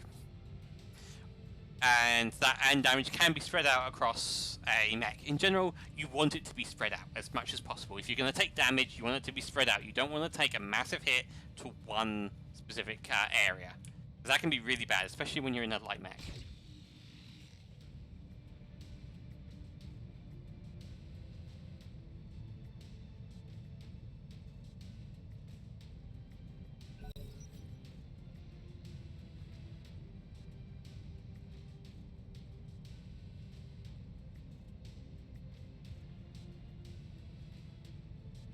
I don't think you did. Certain course. Yes, Hunter, like a certain course there from tabletop game. Yeah, that was. Yeah, that was just really random. Somehow, almost every single shot seemed to just spread out until the last couple of turns when, for whatever reason, my missile suddenly decided it liked the assault mech's left leg.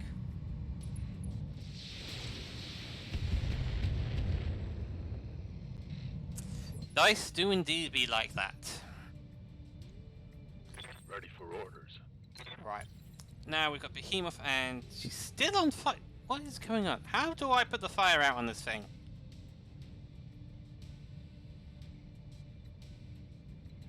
Seriously, that says about battle armor, but brings it to a crawl, but allows the unit to ignore pathing, terrain restrictions.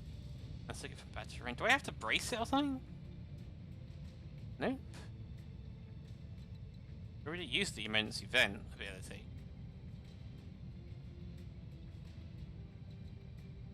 Right, let me just check. Is it standing on fire right now? No, doesn't appear to be.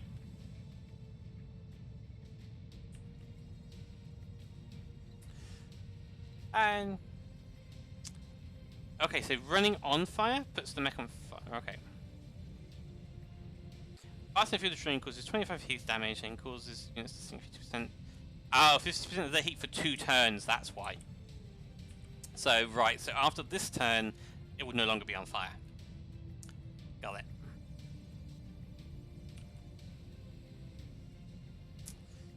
Right, so where do we want to go? Yeah, and here, once the burnt forest has been burned down, yeah, you don't want to. It then starts to get negatives to X. So move. I think we'll move this way, and that gives us a good shot on that APC as well.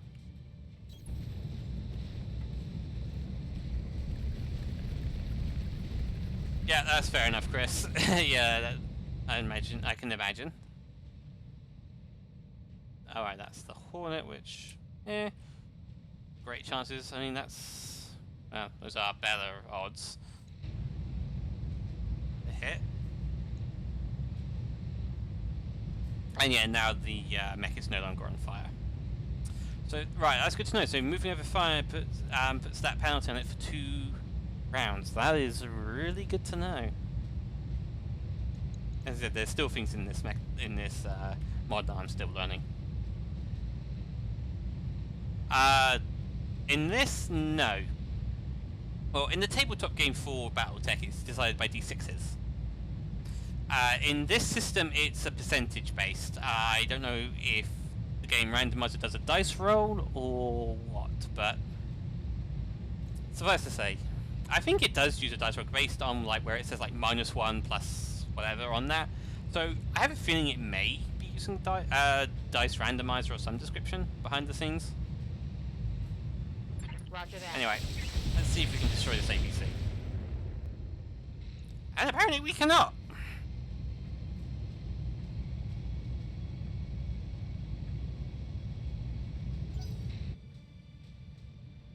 Yeah, I think the mod, it shouldn't get, yeah.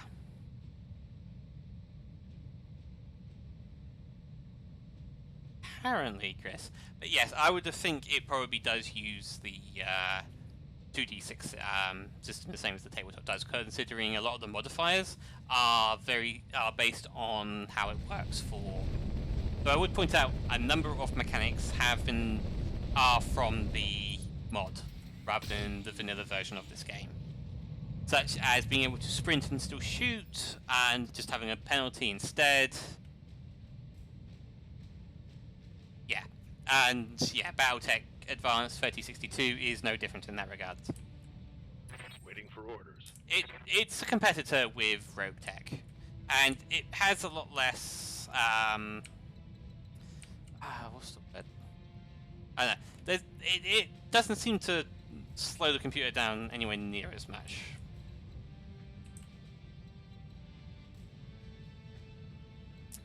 So there's that. Yeah, that kind of figures why I've seen a few Rogue Tech looking mechs in this mod.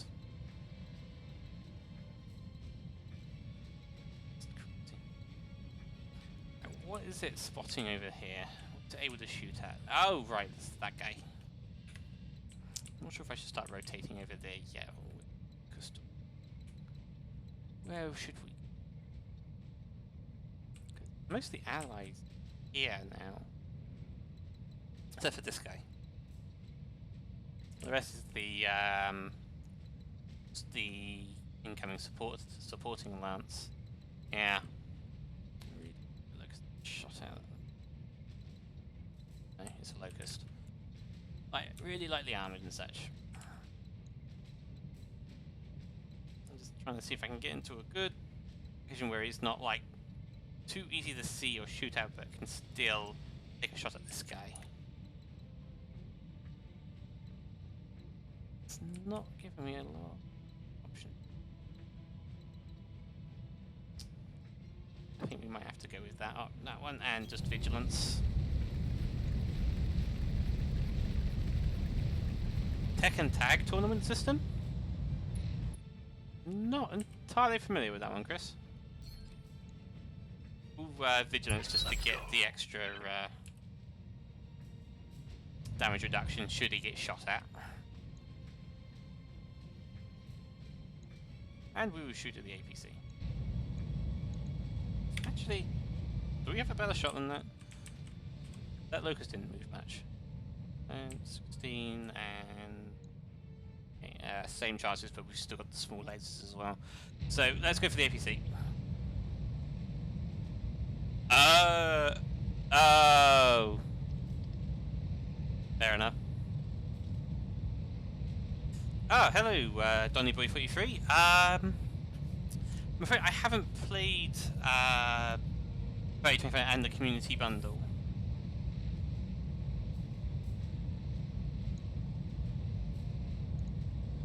So I'm afraid I don't know. I know this mod brings the timescale up to 30.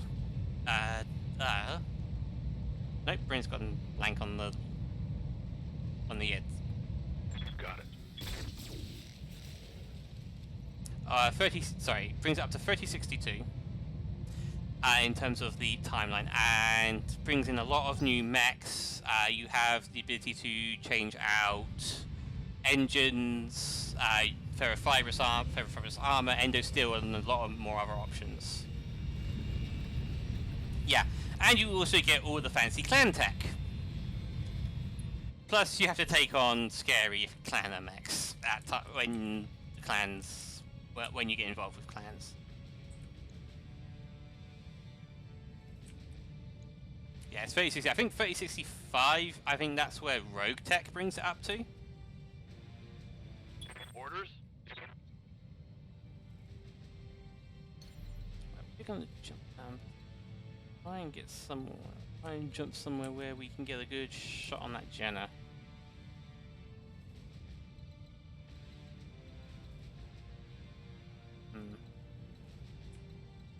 Can we not jump on that building? Apparently not. Oh, urban mechs. No, don't want to leave him there. And don't want him to be as easy a target. Though getting shots on that Panther might not be a bad idea either. But I think that's what we'll... Jumping. No, it's not with roguelike elements. Rogue Tech is the name of a different Battletech mod. It still uses the base Battletech game, but it just adds a load of new... It's just the name that they chose. It doesn't have roguelike elements to it. And it is indeed a good mech, a good mod. But, yeah. I think probably if you're wanting more of the vanilla experience, the one that you'd mentioned, 3025, probably is the better option, because I believe that's where it goes to. Yeah, you do indeed. But yeah, no, it's still the base. It still uses Battletech as the base, so it's not roguelike. Oh, absolutely, yes it is. But it does have a tendency to slow turns down. Because there's so much for it to do, and the AI seems to take an age to decide what it wants to do in Rogue Tech. To be fair, it's taking a little bit of time with this mod, but I think it's because it's in an urban. I like this mod because it's not quite as far as Rogue Tech goes, but it still has a lot of the nuance. There is indeed.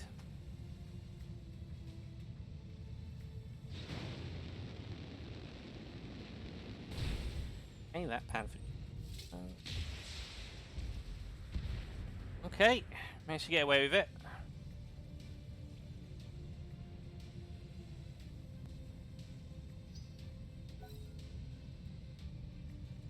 Yeah, as you can see, we're doing defend the base mission for House Curita against the Outworld Alliance.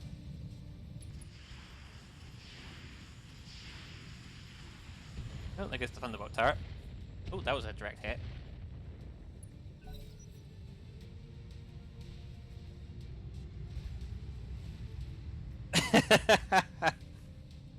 I'm not quite sure if that's right there, Chris. Okay, the Jenna pilot has gotten himself up after just sprinting and then falling down because his leg's damaged.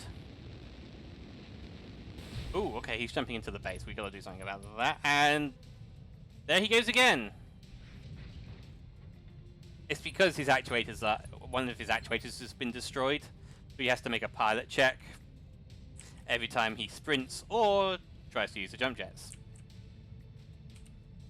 But yeah, I mean, Hades Regenerate, yeah, that'd be fun.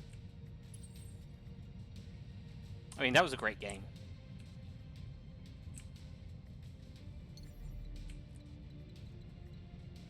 Can we get a shot on that cheeky Jenna? No, we can't. Answer to that. Can get a shot on this incoming harasser.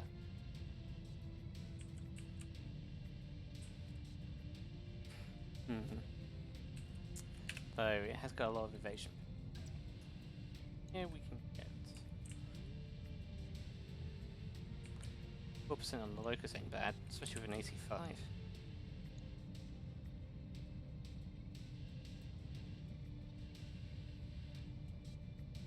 Engaging jump jets. No, I don't. No, I'm pretty sure the mods are not compatible with one another because they change to much of the same files.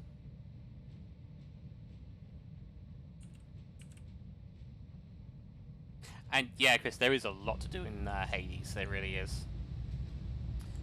Yeah, we've got. We're still dealing with, still having some heat issues at the moment, so I won't use Battlelord just yet. Engaging target. No, I think we missed. No damage detected. Yep. Thank you, computer. Yep, we missed.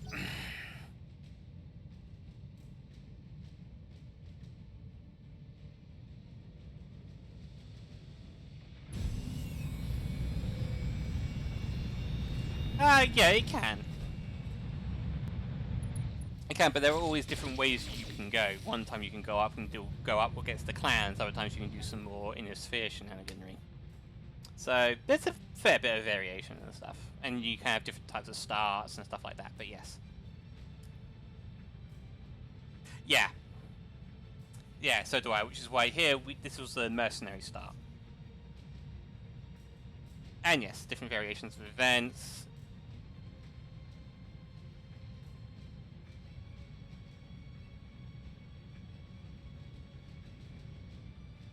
And you can indeed also increase the difficulty. And this one, I think the difficulty, was something like additional 0.53, I think, on the difficulty in the end. Because I just kept it all relatively normal for the for this first playthrough. We'll probably go for some more difficult stuff on the next playthrough.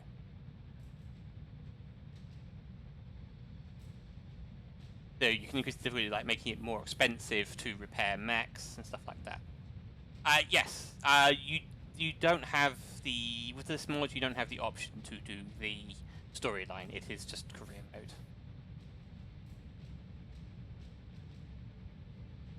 And the career mode in this lasts for 1,200 in-game days. Indeed. I mean, yeah, I don't save scum anyway, but yeah.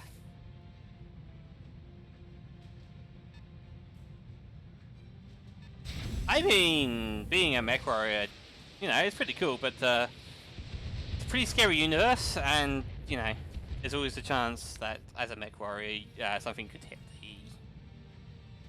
I mean, yeah, it does. Yeah, it does indeed. But, yeah, I like the challenge of that as well. But, I mean, piloting a big old stompy mech is just, you know, that's just really fun. Wait, is he actually... Oh, I think he's actually out. Okay, must have punched out or something. Or the pilot died, one or the other, when he landed. Wow, okay, so note to self. If the leg actuators to the damage, don't do any jump jetting. Good to know. From there, we can... Not that shot. So we do need to deal with that. So they are starting to move around more around to here. But that's optimal. That's optimal range, and not great chances to hit, is it? Where is it? Yeah. Alright, chances to hit the APC. I mean, chances are better to hit the APC than they are to hit the RS. So if you can finish this APC off. I mean, yeah. That's... Yeah, I mean, that is interesting. I mean, to be fair... check out Mechwarrior 5. That does have a lot of the Mechwarrior online elements.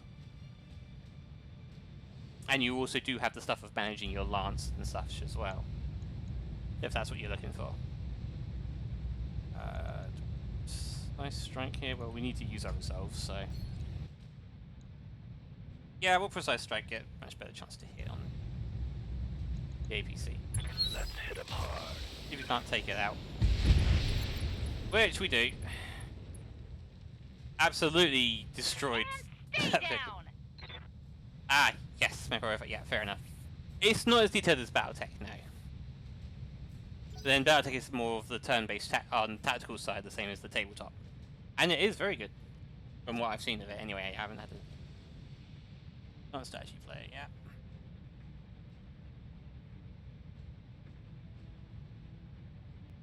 I mean, the practicality of them, I mean, they're fairly practical. I mean, in this universe, you have the whole thing with Myoma, which makes it a lot easier for them to move around and such.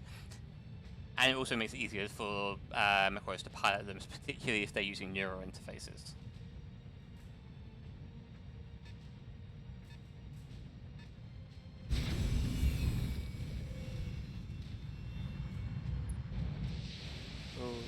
Okay. Well, we've done the mission to take out the Vanguard, so we've taken out the initial enemy mechs.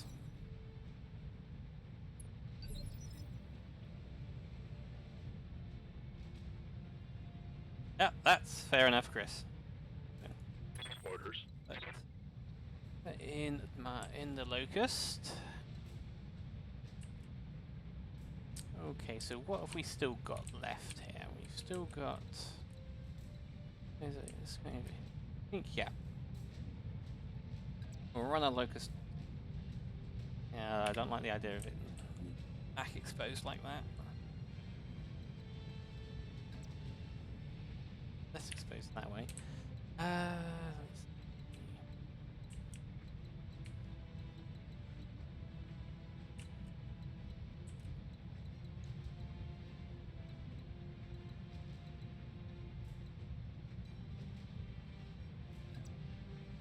I run through all that fire if I can help it either.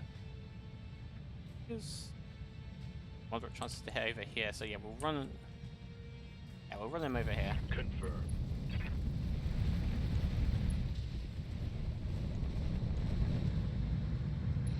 Ah, and he's on. Did he run through flames? That's annoying.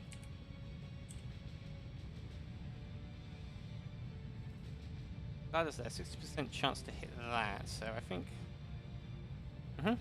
That's what we'll go for then. Best chance to hit that, so we'll go for that. Build up a bit of heat, but fine, its heatings can handle that. It's only a single medium laser.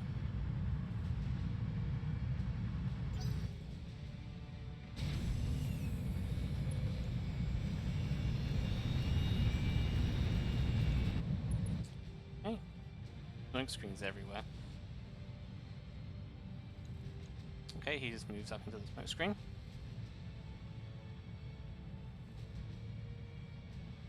Yeah, hopefully, yeah. Let's hope we get someone taking over the Mechwarrior franchise who actually cares about it.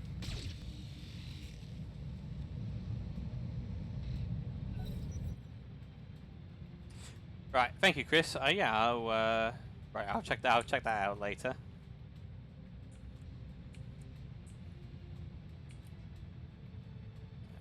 Oh, it's enemy's turn. Okay. But yeah, also the whole thing about being able to deploy more than just 4 mechs, that is very much brought in by this one. I believe Rogue Tech also does that. It allows you to deploy with upgrades as well. It allows you to deploy more than a single lance onto the field. I believe this one allows you to deploy up to 2 lances, along with battle armor support if you have any.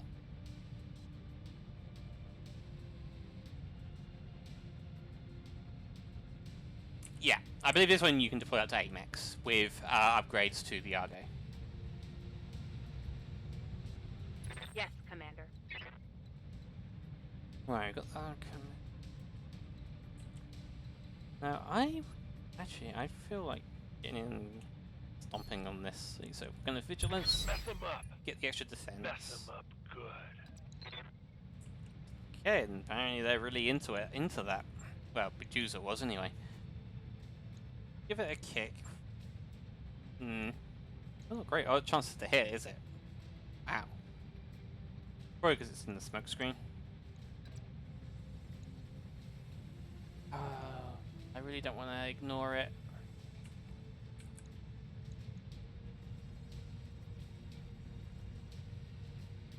Kick is going to do 37 damage. Is that going to be enough to actually destroy it?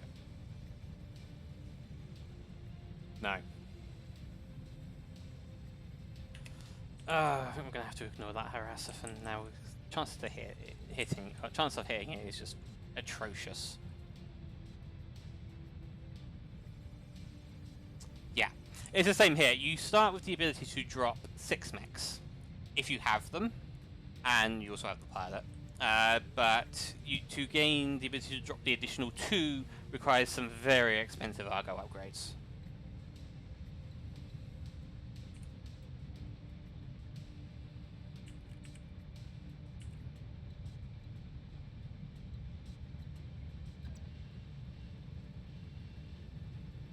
Alright, let's move up to here instead then. Position confirmed.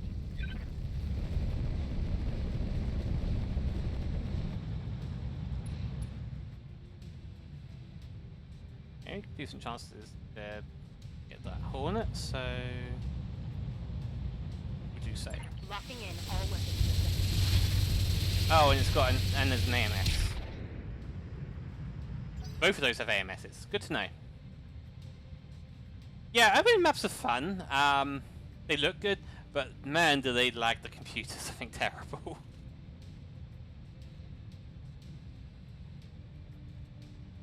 But they do look really good. Unfortunately, I did have to hit the button to reduce some of the details in the urban environment because it was getting very choppy on stream. So yeah. That's why you don't see any civilian vehicles and such on the roads, like you usually do.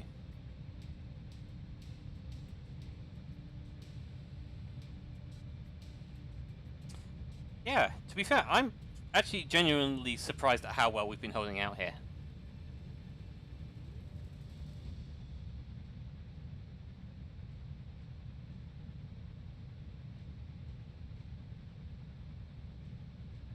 That's not my mech. That is an enemy mech, and I think that is a texture graphical glitch.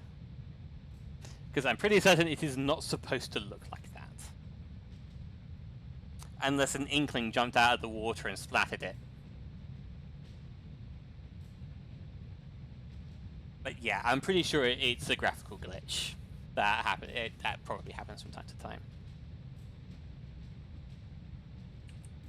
It could, but and there's one on this GLaDOS over here as well, which is possible. But I'm just listening to the fans at the moment. Yeah, it doesn't seem too bad in terms of the heat right now. No. Indeed. Yeah, it does happen occasionally on the city maps. Again, it's on the city maps is where stuff like that tends to happen. As well as when they are, because these ones were dropped in on drop pods, and I think that is a mod thing, and I think that does sometimes mess up the textures.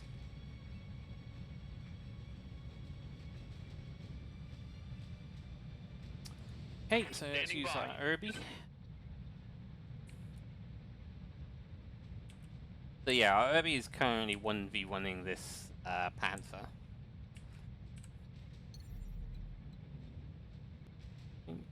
Down here, yeah, I think we jumped to there. Just to keep moving.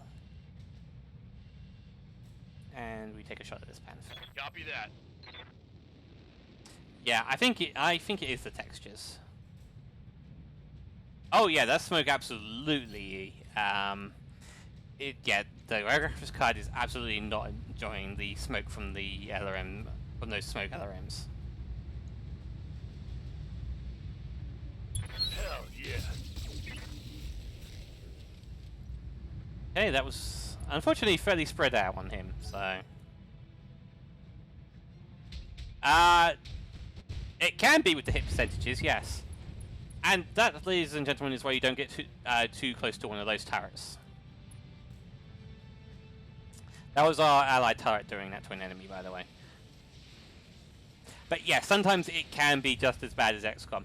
To be fair, it is not quite so punishing with regards to the health of your mechs. Depending on how they're built, of course.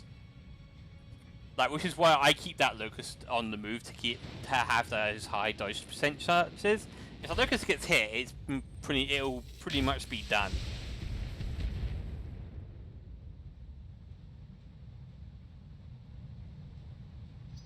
So yeah, you do have to be careful like that. But yes, with the hit percentages, I have had like 90% chances to hit miss in this game. Particularly with autocannons. It's very frustrating.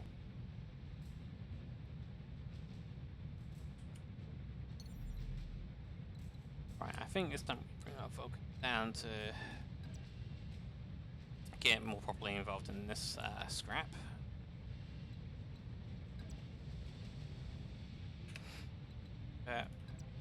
There. Decent chances as well. Engaging jump jets. It does, yes. Yeah, it does get better. You can get targeting computers and stuff, which makes it easier. Increasing their gunnery skill can increase their chances to hit and things like that. You can also get equipment that can make it harder for them to hit you, like the Guardian ECM. Or, if you're lucky enough to find it, the Angel ECM. Let's go. Let's go with Precise Strike on this Locust. Yeah. Let's see if we can get rid of their Locust. Those textures are really starting to bother me now. Okay. You hear them? I don't think it was enough to actually take him out there. Nope. Yeah, there's targeting computers as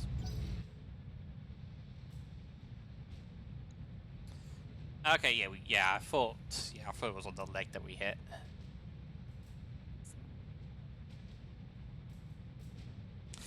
They are, and they are also available in this game. I have seen them. Yeah, that can happen in this game occasionally too.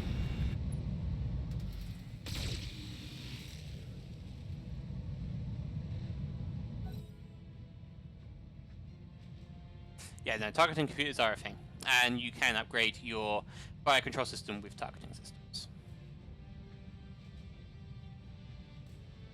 Yeah, that definitely happens. Yeah, that does definitely happen. You aim for the head and hit the leg instead, but you know, that's how it is. Yeah, the hit percentage definitely doesn't feel as terrible as XCOM can be.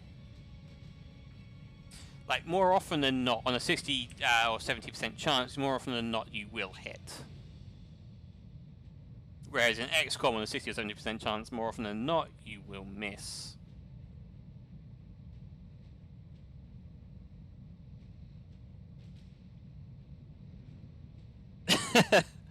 Yeah, interesting question, Chris. Interesting question.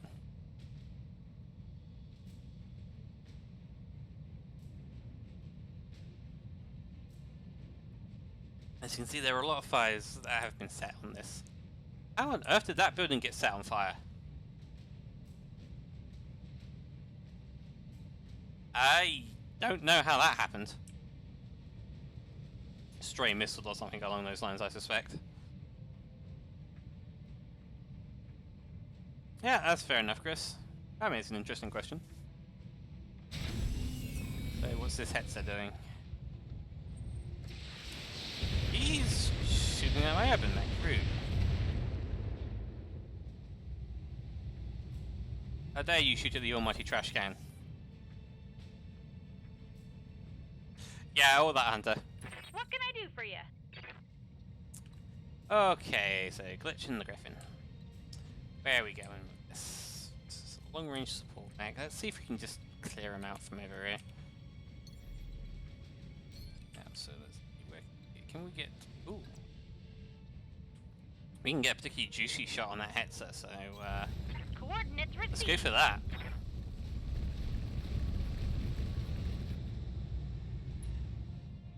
Oh, that was your apartment. Oops. Sorry, Chris.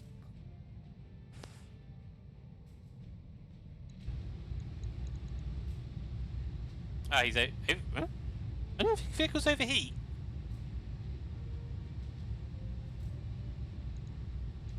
Hmm.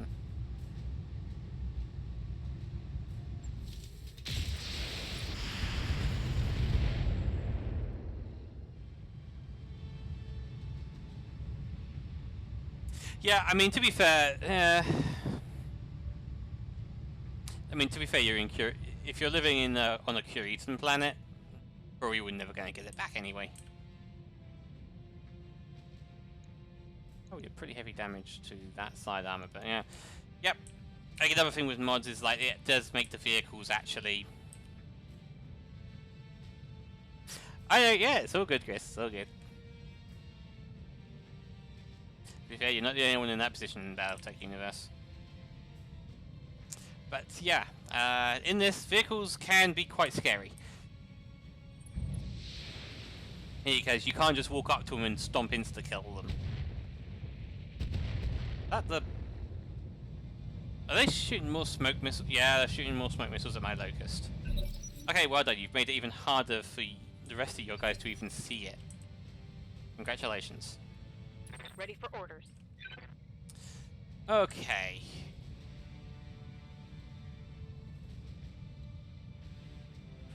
I feel like at this point I really punch him. Well, let's see if we can knock down this locust. Yeah, I mean there's decent chances. And he'll lose his evasive pips after he gets hit, so yeah. Does it make a difference what the punch? Oh, it does. Okay, so we'll fire the weapons. Yeah, that's never a change for this mod. Same as Rogue Tech. When you move in with a melee attack, you still get to fire all of your weapon systems. Moving out.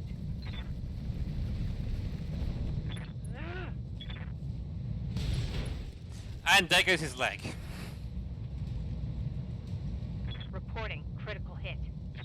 Yep. Oh yeah, AMS. Keep forgetting about the AMS things. AMS automatically shoots down missiles. Did he punch out, or is he still staying there? No, he's still staying there. Okay. Now then, we'll see what we could do to get him to punch out.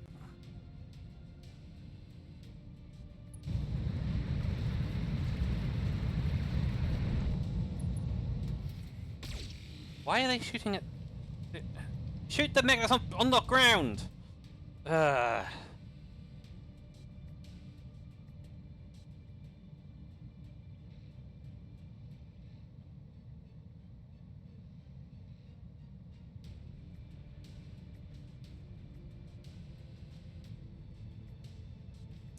yeah, let's see if we can take all these guys out before the reinforcements arrive in 3 turns.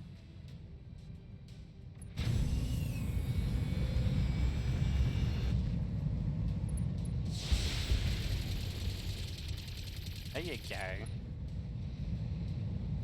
Wow, their AMS are really not doing a good job shooting down incoming missiles.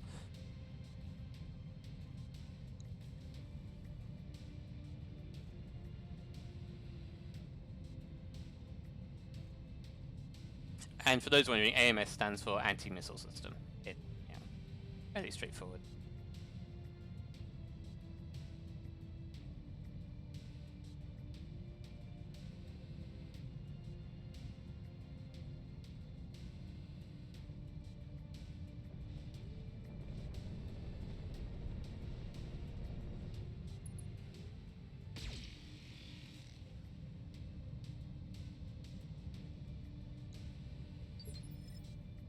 But yeah, bear in mind this is just a 1 skull mission.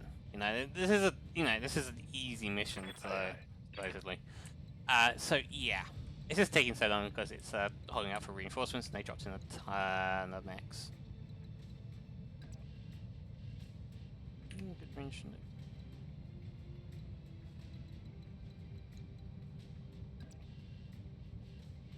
Thing is, you gotta be careful about sightlines because friendly fire is a thing.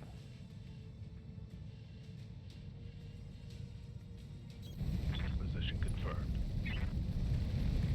Yeah, the tabletop version a mission can take between two players. That can take about an afternoon or an evening or longer, depending on how big you want the engagement to be.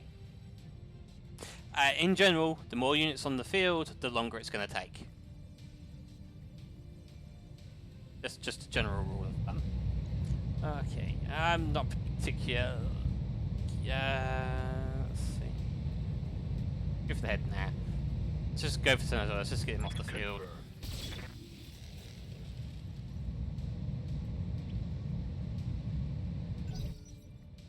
Okay. Okay, turrets are firing.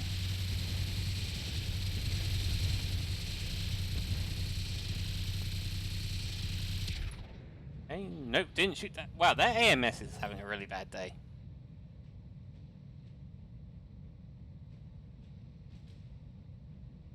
I mean, I don't. Hunter might. Although he tends to, in the tabletop scene, he tends to play more 40k, I believe.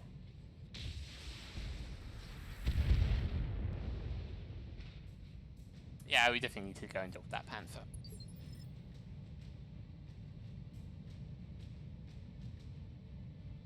Receiving you. Okay, where did he go? Oh, he went down there, okay.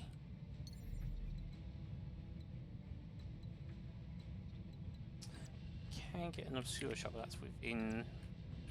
Because some weapons have a minimum range, like the PPC. So you have to be careful about... if you get too close, the PPC will not be able to hit very well.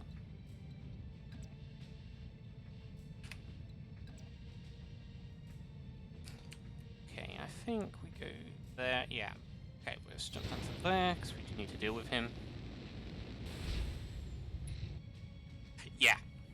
Yeah, comic shops usually have that kind of thing. I know there is, where I live actually, there is a Games Workshop store that they before COVID, used to run Warhammer games.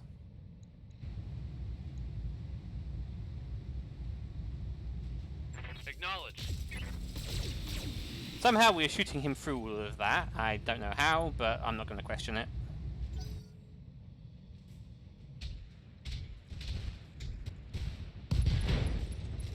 Ultra Autocannon 2s, ladies and gentlemen.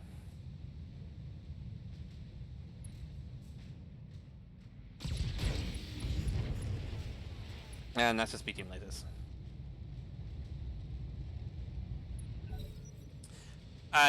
Yeah, I mean, they pretty are. I mean, Hunter, do you want to just talk with Chris about that? And I know you played the 40k version, so you actually know what the models are like. Is that all you've got? Jesus getting a little cocky under it, but that's fine.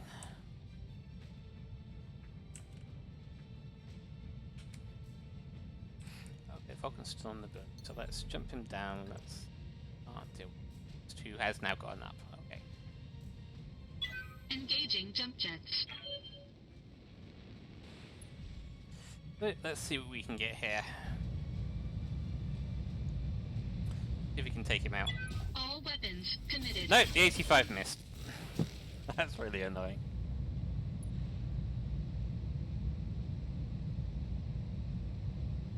But the pilot is getting more and more stressed, which means it's getting harder and harder for him to actually make shots, and it also means if he gets panicking too much, he will eject. Also, hello Rai, welcome back.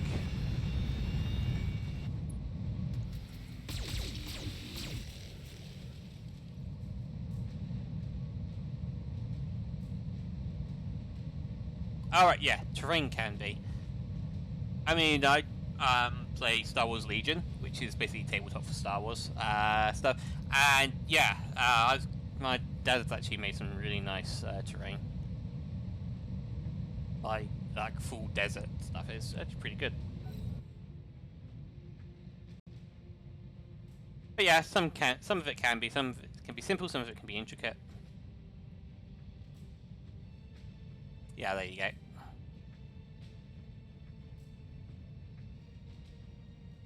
Yeah, I figured Hunter would know a little bit more about that kind of thing than I did.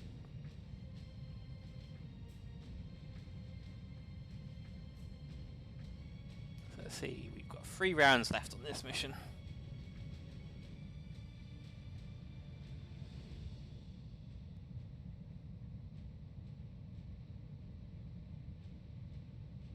Wow, that's actually pretty cool.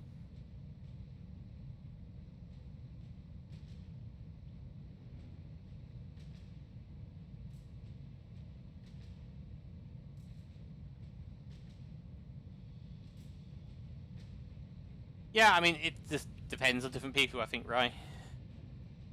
Yeah, if people want to do that, then, yeah, you know, great for them. And if they're able to do it. But, like you said, you don't need, you know, you always need, doesn't have to be really fancy and intricate. Oh, he is so asking to be stomped.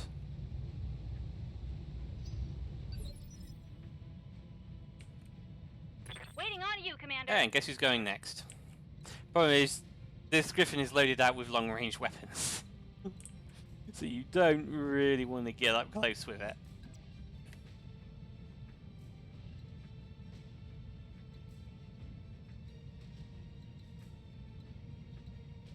Try and get into what will also twist it, but they'll get good range. I think we might have to jump. Yeah, there we go. That gets them into the. As you can see like the different color bands on the ground like that. That indicates the brighter the bands are, the more optimal shots you're gonna get. So here you can see the Hetzer is in the optimal range band for the PPC and LRM-10 that the Griffin has.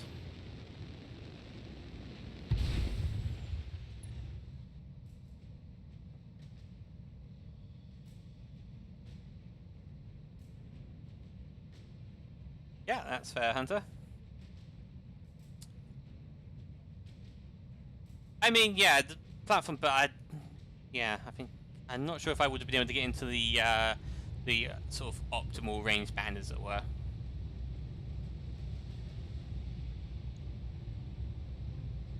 But it may not. But bear in mind, this is a modded version of the game, so sprinting doesn't end your turn. You can still sprint and shoot. You just take a penalty to your chance to hit. Firing everything I've got.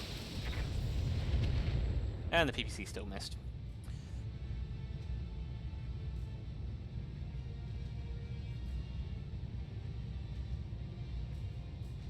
Yeah, that's fair enough, Chris.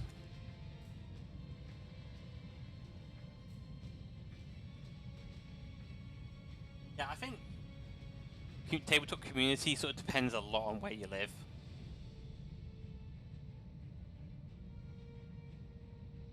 And the kind of people. Yeah, like it depends. I think it could depend on the area where you live. Some people can be. I mean, unfortunately, every community does have toxic members.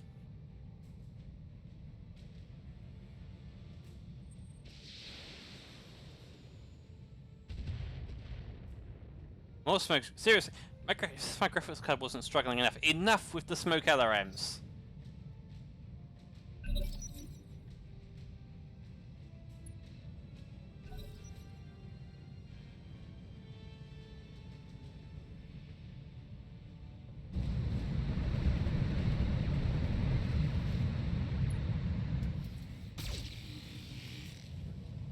Okay, they're chipping away at his armor, so yeah, it's good. I'm amazed my allied vehicles have stayed alive. Hi there, Viana.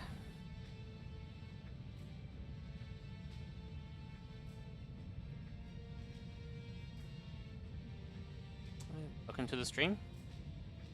As you see, we're currently on a mission to protect the base for House Kirita, protecting it from the Outworld Alliance, who are trying to attack it. Oh, okay, his AMS actually managed to hit that time. And 8 machine guns unjammed, that's always good.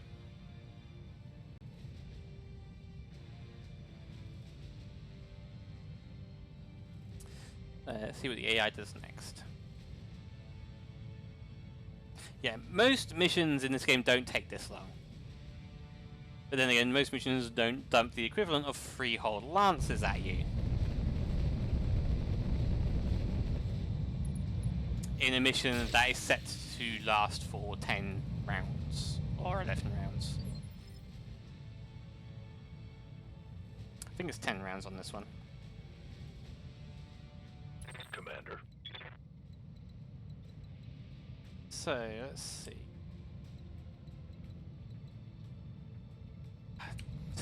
And that's the problem, I can't see.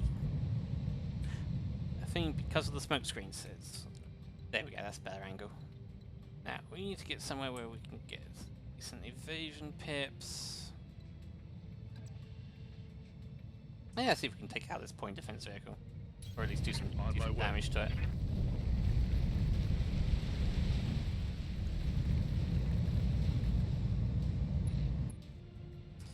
Yeah, and yeah, okay, good chances to hit.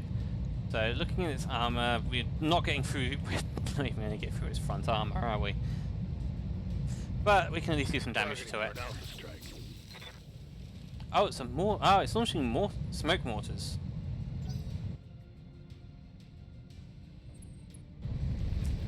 Indeed, right. And yes, this is a turn-based strategy game called Battletech, using a mod called Battletech Advanced. I'm wounded. Oh! Sorry, how did he get a head hit with a kick?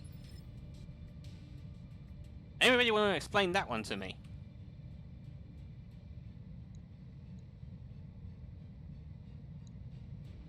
How did it hit?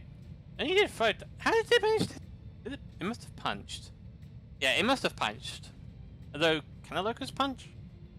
How did it... I really want to explain how that happened. That's fine. She's got, she's pretty tough, but oh, and she's bleeding out. Great. That's just fantastic.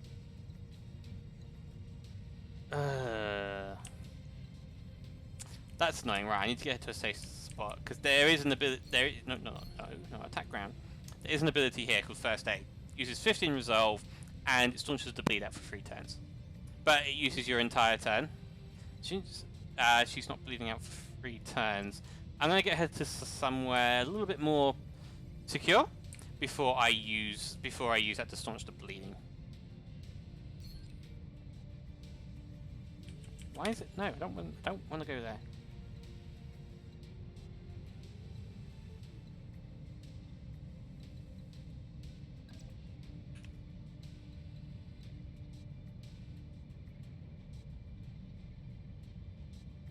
Yeah, kicks are only supposed to damage legs, and I think this game does operate that. So it must have been a. I don't know. I don't know what happened then. I don't know how it managed to get a kick on the head of from a locust onto the head of a commando.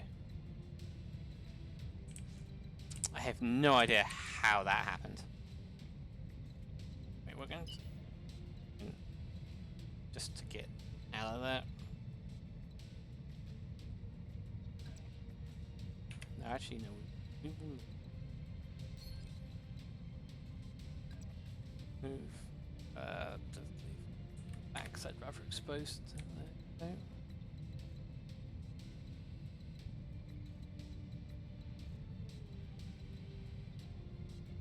Okay, if we go there, then we can get.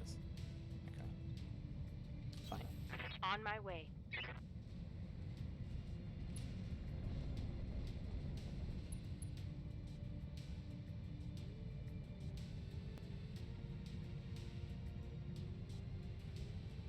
Yeah, that would have been Star Wars Legion that I told you about, Aviana.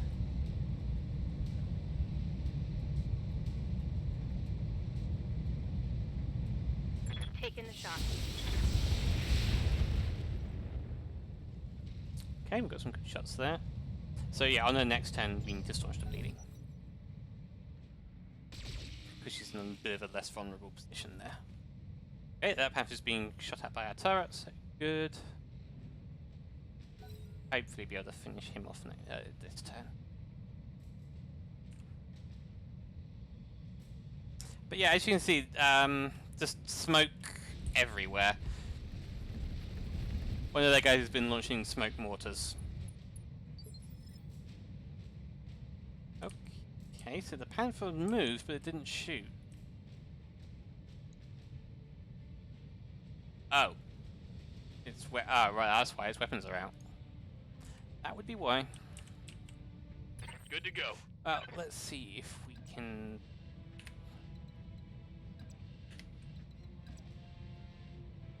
See if we can take him out. This point. Heading out.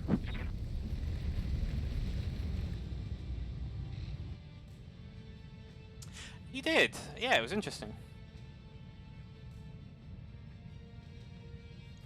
Yeah, the Battletech part of it was fun, though doing the stuff outside of the mech less so in terms of combat.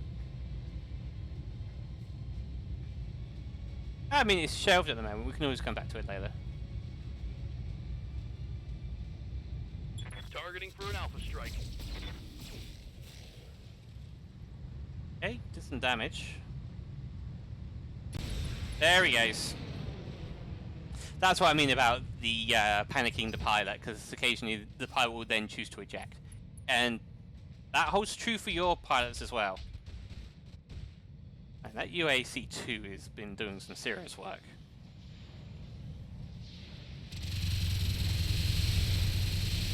Okay. Ow, my ears. I do apologize to yours.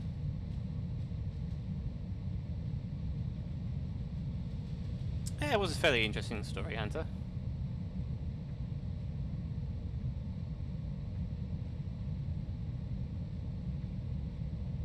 Yeah, Destiny system really is. I think if we were to go back to it, there would have to be some revisions made.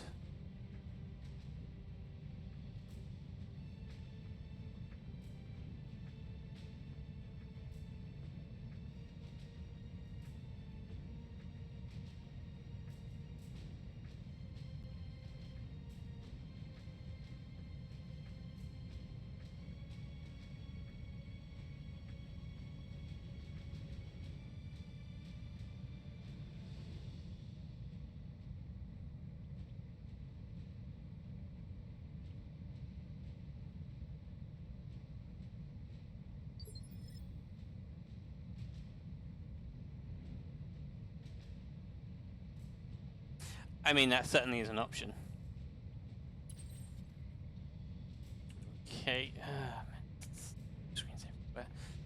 Hey, this is being. Can't see a thing. You think about what this must look like from the pilot's perspective, by the way. Just smoke everywhere.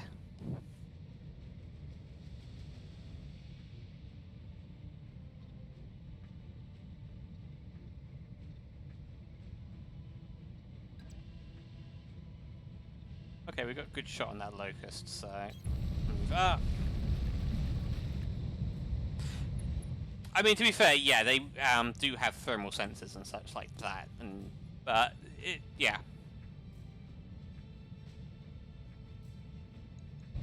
And I think we really want to get this guy off the field, so I am going to.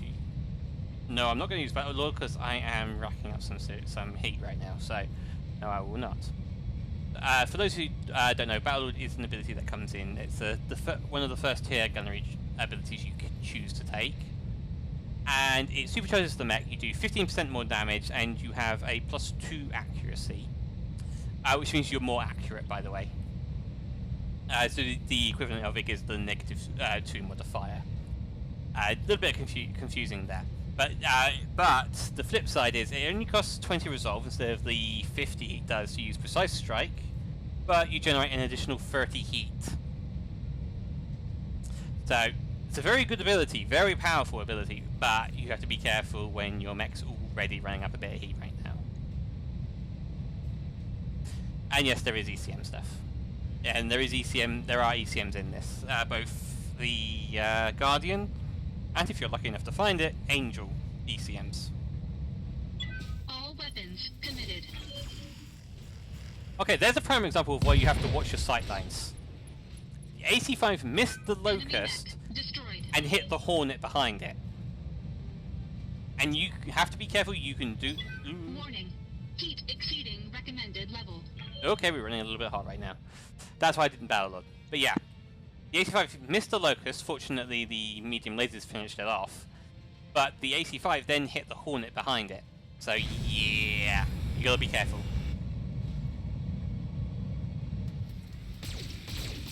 Yeah, that is fair.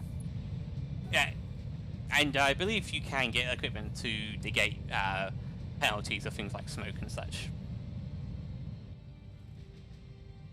It's upgraded fire control systems and such. I'm talking in the game, in this game. Yeah. So yeah, and as you can see, the Hornet did not have a good time when the AC-5 slammed into its into its left shoulder like that. Particularly considering that's where his LRM arrow is.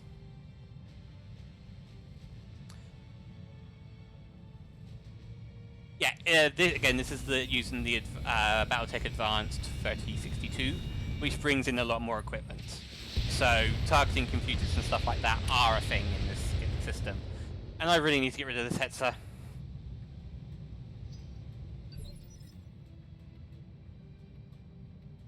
Good to go.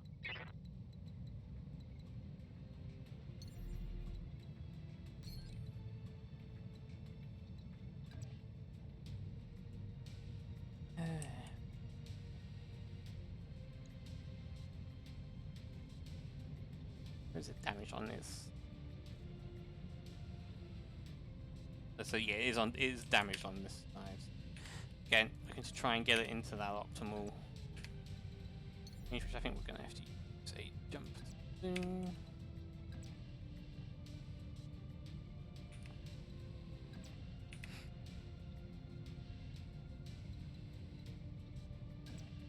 Which I don't think we can. No, we can't. Okay, fair enough. So we have to rely on the PP rather than LRM. Yeah, I mean, yeah, no, there is that. I am grateful for the fact that it isn't the AC-20 or the outsets. To be fair, if it was, I would have been focusing it a lot more than I have been.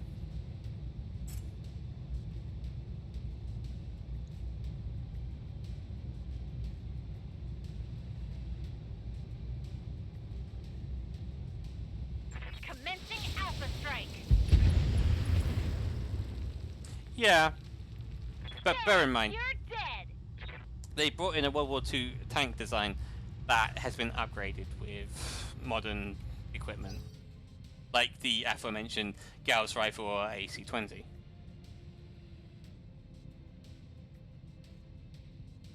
And they also upgraded its armor considerably. But yeah, so I think that's it for the right side support lance that dropped in. So now all remains the three guys over here. That's good. But again, primary mission is to just protect the base, wait for the reinforcements to arrive in 2 more rounds. So basically at the end of round 10.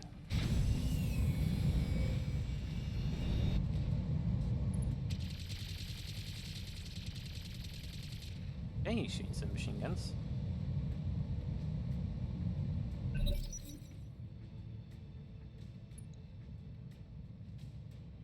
Though, considering he just moved basically to be surrounded by a load of Curitan vehicles, not sure that was the smartest move.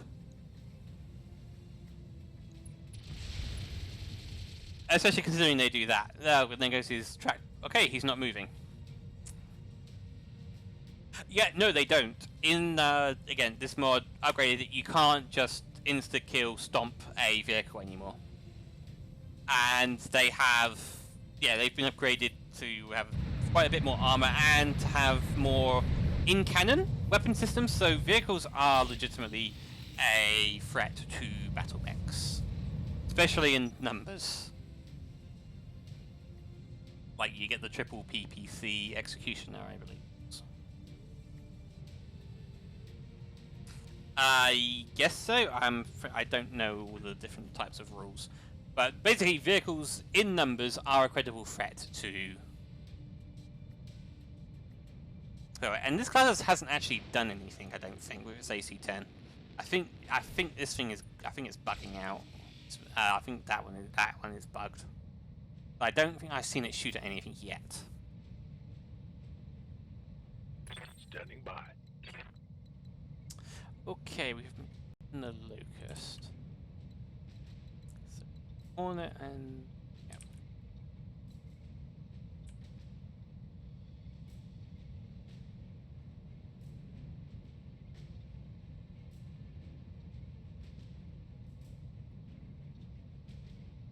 yeah.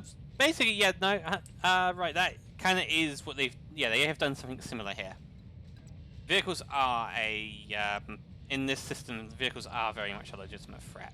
Let's see that Gladys Mark 1, how much armor it's got. I mean, and it's an it's an AC-10, you know. AC-10's a scary period, no matter what you put it on.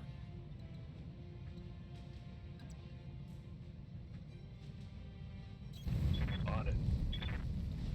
Let's just keep our Locust on the move, because we don't want it to be hit.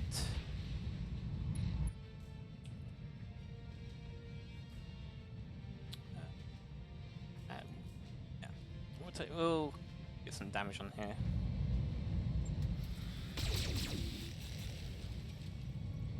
There we go.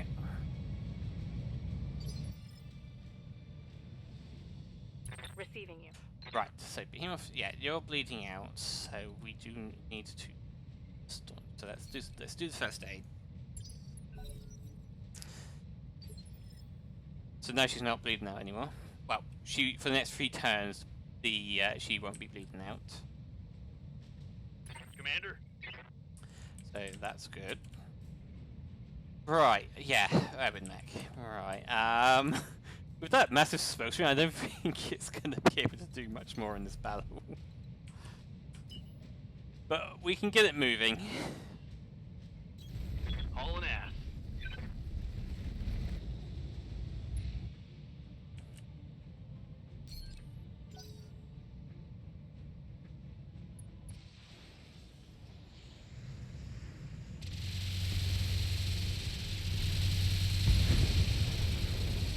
Okay.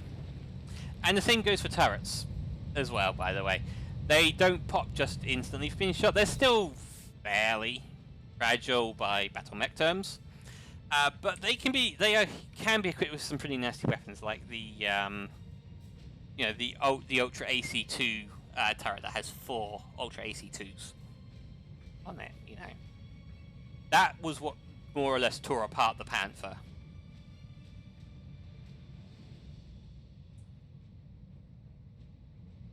Come on, camera, stop bugging out.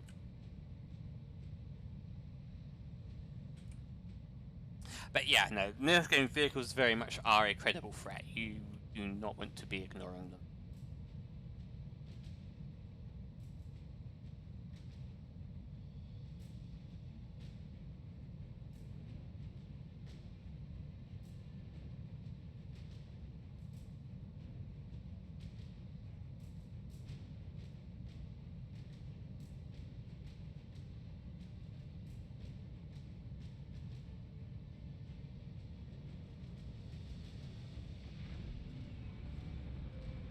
Oh, okay, the glass, it has been doing stuff, fair enough.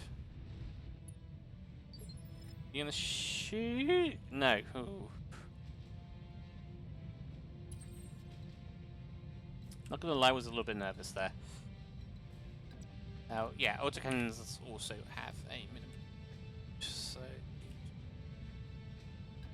there we go. That puts it in within the minimum range.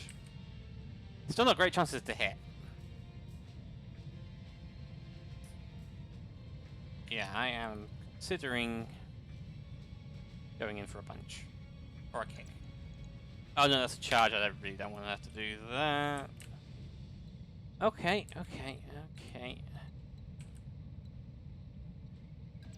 Yeah, better shot. Okay. If we...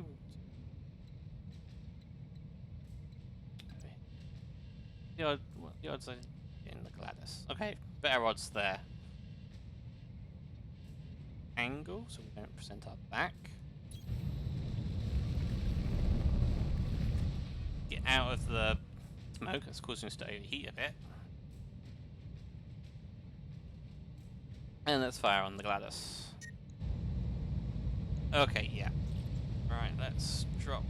We have to drop a couple of medium lasers, but that's okay. Do that. Fire and miss with the AC-5.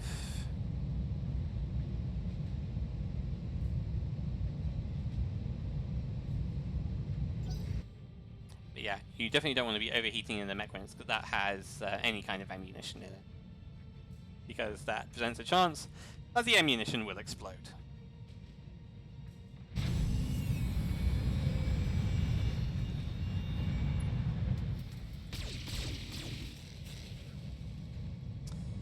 And that's what evasion pips at this level are, why they're so important. Because it can make it so much harder for your mech to get hit.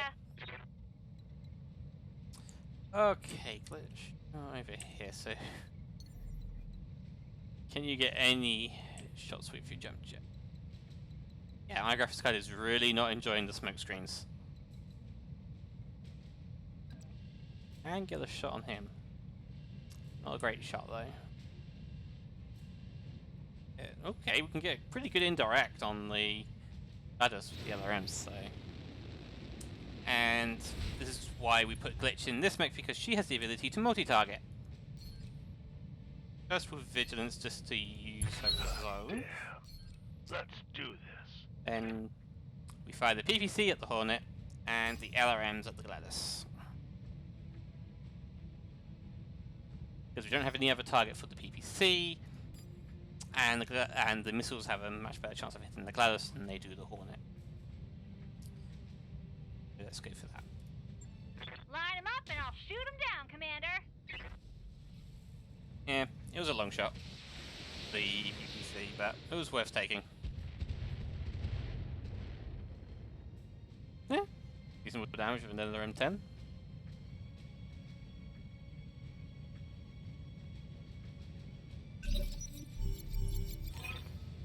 And we win. Mission successful. Alright, let's see what we get out of it.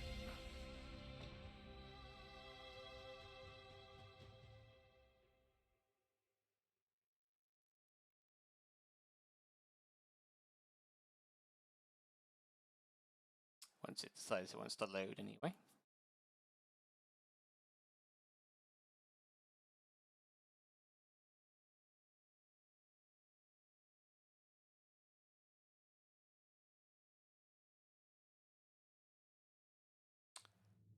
Okay, there we go.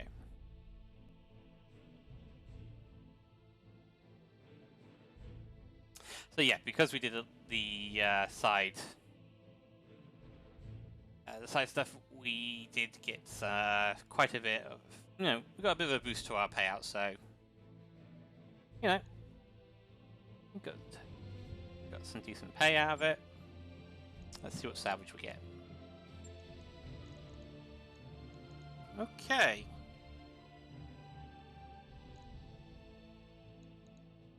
Oh, that's annoying. If we'd gone full salvage, we could have guaranteed we'd get a Jenner out of it.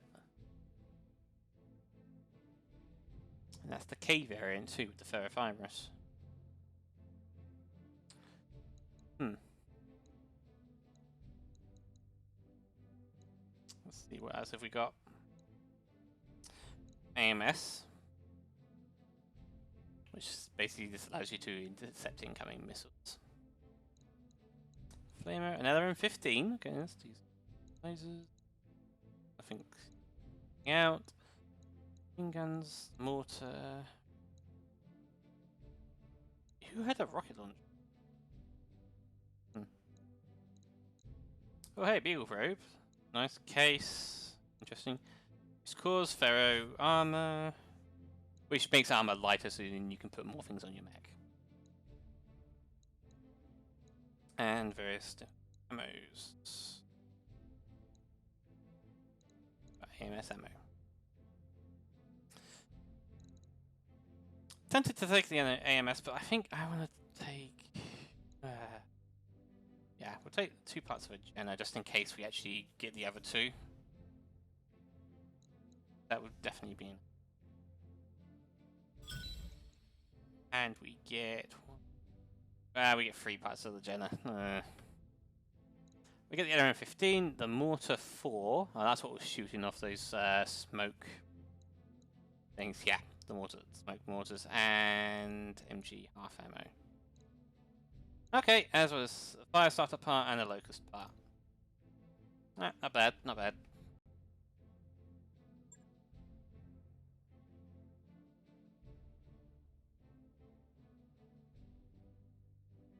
So, I don't think we actually took any damage in our mechs. So we'll have a look, check the mech bay, but yeah, I don't think we actually took any real damage there.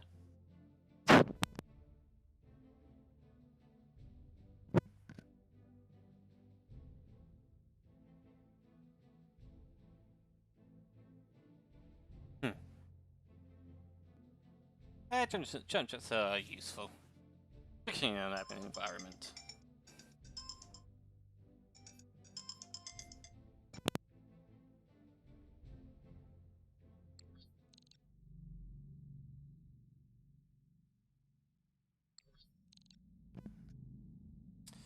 So, let's see. So, yeah, in terms of funds, we're looking pretty good right now, and yeah, no repairs necessary on any of our mechs. Fine, and looking at the storage, so we've got 3 parts of the Jenna, 1 of the Fire Starter, Brigand, yeah. So yeah, as you can see, we've got 2 different types of locust here, a 4P and a 1E. If we had enough to make up for it, if they were combined, you could actually combine them. It costs C-bills to do that, but you can do that to build a mech that way. Because to be honest, I wouldn't mind getting a mech to replace our urban mech, because urban mechs are fine, it's just brings good weapons, but it's just so slow. And I don't think we even have an engine to put in there. No, yeah, it's got a core 100, so it's a really slow engine. Brings good weaponry, don't get me wrong, but yeah.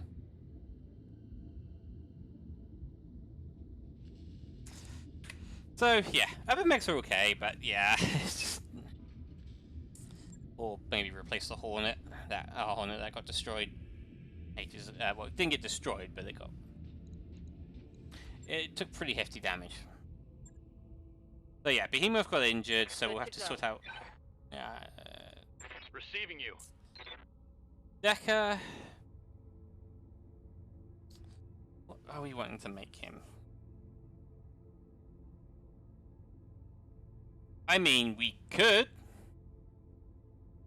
but we also don't have an XL engine.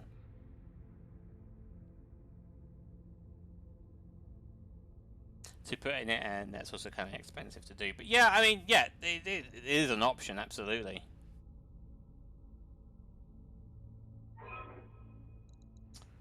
What I'm going to do with Deco Producer is us.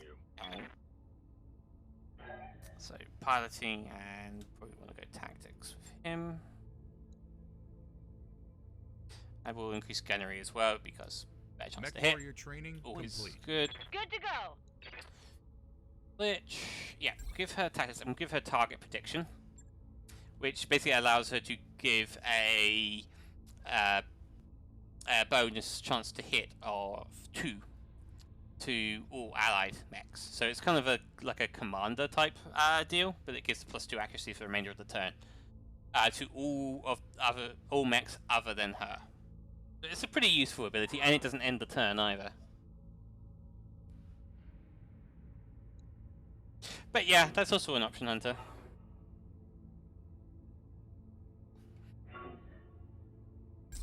So yeah, we will give her that. Training confirmed, Commander. Sort of a gunner / sort of commander type. Welcome, Commander. Speaking of commanders, we will go with gunnery and guts, and we're going to take bulwark because that is just too good not to take. Food stance is also decent. Where you activate it, 20 resolve, and you have a 50% damage reduction no matter what. But it's only for that turn. Bulwarker's always active whenever you're in cover and is strong. I mean, there is that, right? But unfortunately, the weak link there is we are not a Steiner Scout Lance.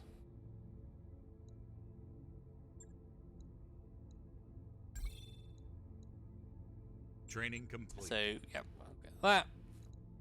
Commander? Ducker, yeah, we'll get the piloting and we'll take sure movement to get the extra evasive pit. Mechwarrior training complete. I make absolutely no comment.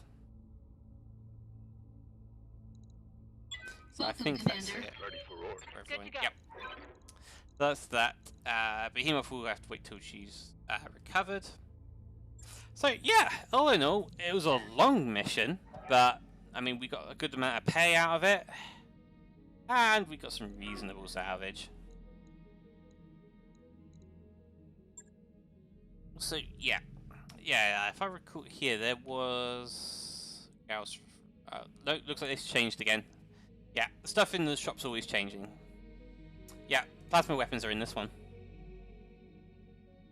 That's always fun. You shoot at someone with basically is kind of a PPC, except it also ramps up their heat, the enemy's heat, while you shoot them with it too. So yeah, that's fun.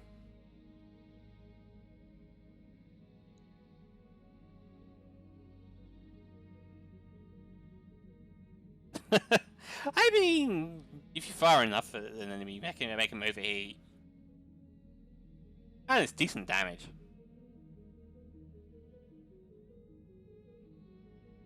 Hmm? The what? The what 5 hunter?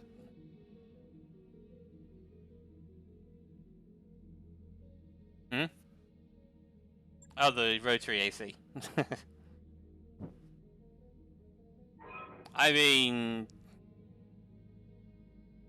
yeah, the Rotary AC5 is expensive, but let's just, I'll bring up the tooltip. There you go. Recoil of 2, doesn't fire.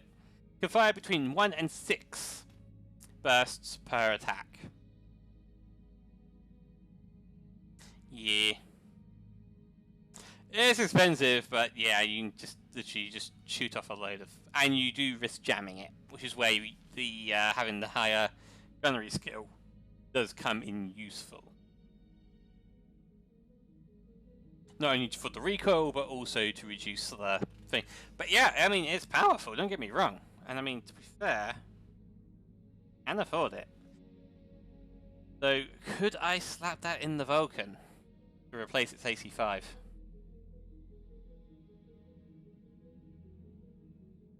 Fair enough, right? Got a snub nose. Yeah, you get some interesting stuff here. Yeah, you can get there's a lot of upgrades on stuff you can get for mechs as well. And apparently there are quad mechs in this. I've yet to see one, but apparently they are a thing. Triple strength myoma is also a thing.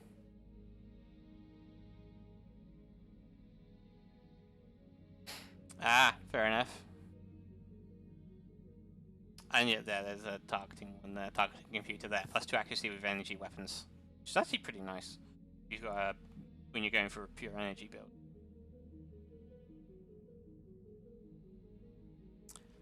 No XL engine state. But yeah, I mean the Rotary AC5 is good. It's 35 damage and you can shoot up to 6 times. What do you think, guys? Should I get it? Thunderbolts are a type of missile, yeah. Well, they fire a single missile.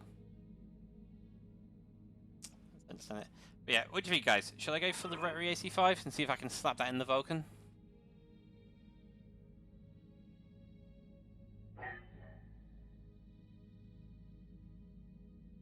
Mm-hmm. Yeah, because you can shoot it more than twice. Yeah. Between 1 and 6 bursts on this one. But obviously, you do risk it jamming. I imagine the jamming chance probably increases thing, and obviously the question is, does it uses its own separate ammo?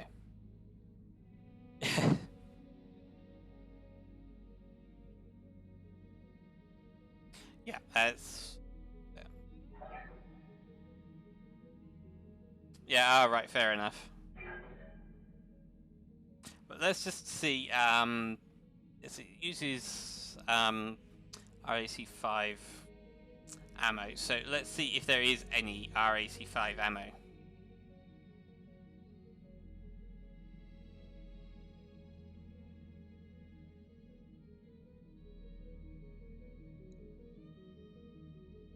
Like Gauss ammo. I'm not seeing it.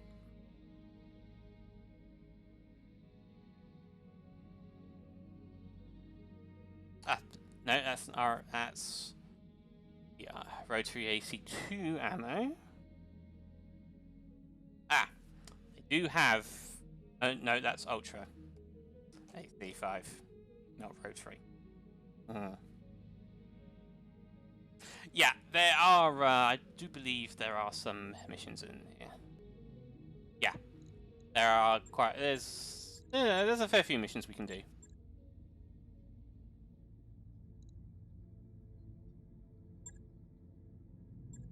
But yeah, I don't think.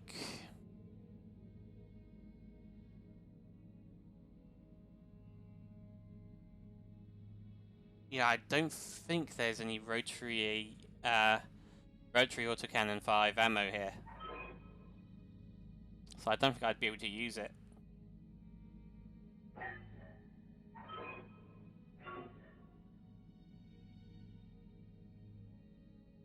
Yeah. There's no RSC-5 ammo. So should I get it should I get it for use later, for when the ammo does become available? Or should I leave it?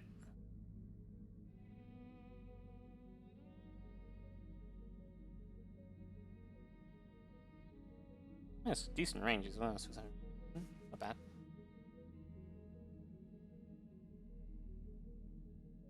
Okay, that's one for yes. What do the other guys think?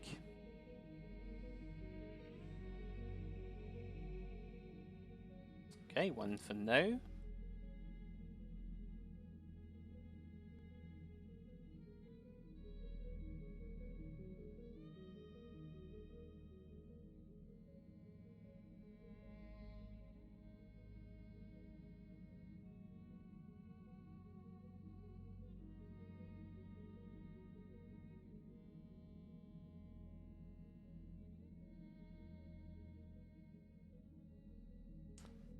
Hunter, Chris, what do you think?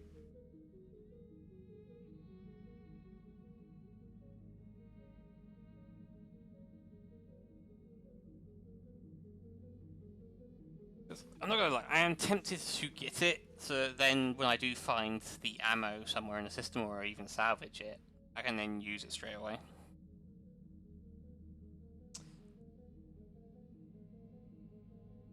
Okay, so leave it then.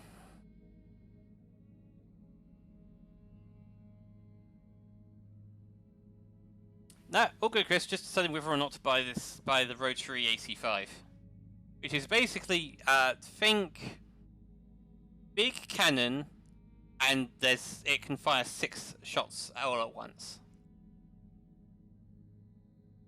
And hello, Volvo with lasers.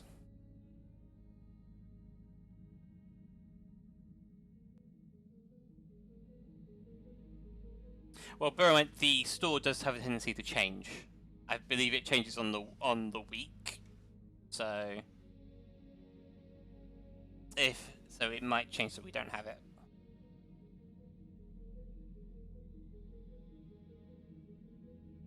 Let's see a Rotary Autocannon. So basically, it can fire up to 6 shots, each doing 35 damage, which is quite a bit.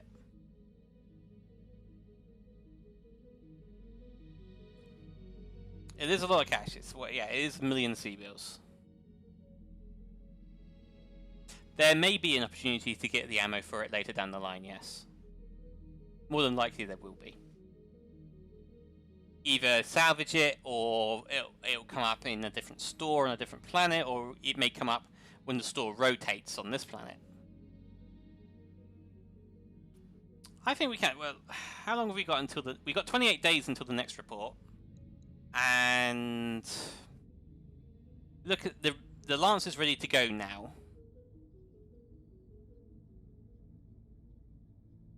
And yeah, we've got some missions to do that have some, some okay payouts. Yeah, no, that's okay, Chris. It's all good. That's fine. Yeah, I'm not too sure either. That's why I'm sort of asking as well as including you guys.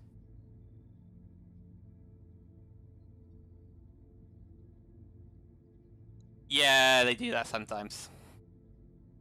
That's taking on the Davion Lance.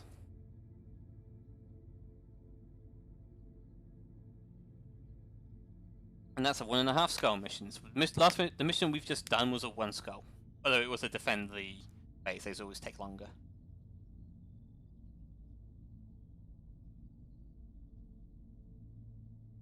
So there is very much the opportunity to get more cash here. So maybe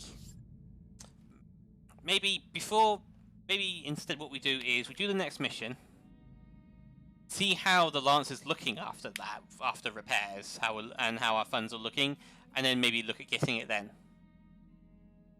That sound like the plan?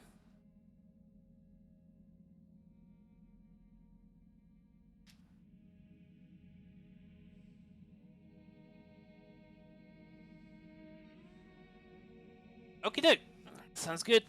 Although, yeah. Oh, that is also a fair point. We will have to wait 18 days for Behemoth to recover.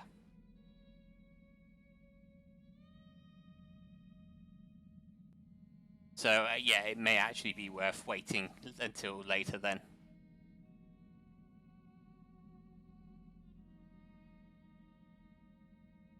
I mean, yeah, we could... Well, let's have a look.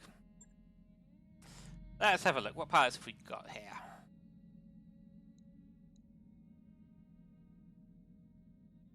Okay then. Right, so we've got 3 pilots we could take. Yeah, that is true. It is usually a good idea to have some extra warriors. So we've got decent gunnery. Yeah, these guys. Yeah, they're a bit more spread out. Pilots, guts, tank. Ooh, and this one just has 1 additional point in guts. So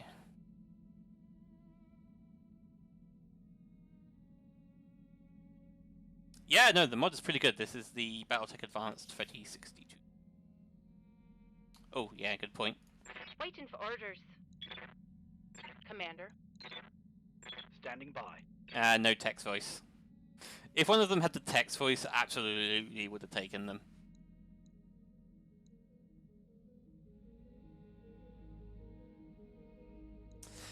I'm thinking this guy because he's already got decent gunnery.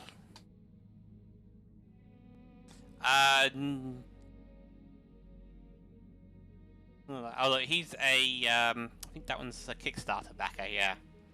He's a Kickstarter. Doesn't look like he does. Oh. Yeah, you can also get party. We've got a Liao Servitor. Okay, always nervous to take on any. Always nervous to take on Capellans.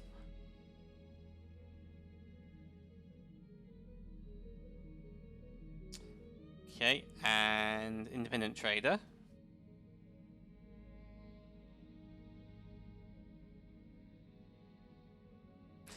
No, you are not the only one, mate. I absolutely hate losing pilots, especially when it's the starting crew. I'm receiving you. And we have someone from... And Theropod is from Merrick, and is 4 from the Free Worlds League.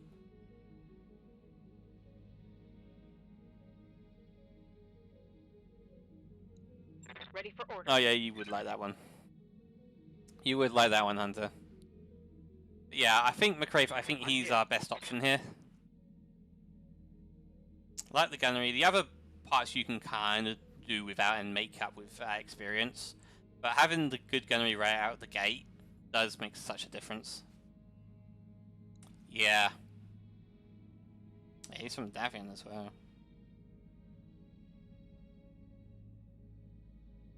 Yeah, we'll take him. Yeah, he was in. He's also community backer as well. I mean, community backers are also unique, and if they die, they're gone. So yeah, okay, we'll grab it. New Mechwarriors available. Okay. Receiving you. And there he is. So yeah, as you can see, the skill system has been revamped a fair bit. Now I'm not sure if going into another one precludes you from getting the level 10 ability. I don't know on that one. I have to find out. But anyway, looking at the time, I think I'm going to call it there because we'll be breaking to give some dinner and stuff like that. So I think we'll call this stream here. So thank you all for coming. It's been very fun chatting with you guys while we've been playing. So what we'll do is we will look at setting up a raid. See who is also on playing Battletech. Not many. See ya, yeah, and Data received. I will see you later. And thank you very much for following Volvo with Lasers. Hopefully we'll see you next on the next stream. Right, okay, we'll go to Frost S1D, I guess? I don't know what his one is like. Well, let's just check to see if he's English. Oh, but anyway, yeah, I always like to try to support other streamers. So I'll just start the raid. There we go.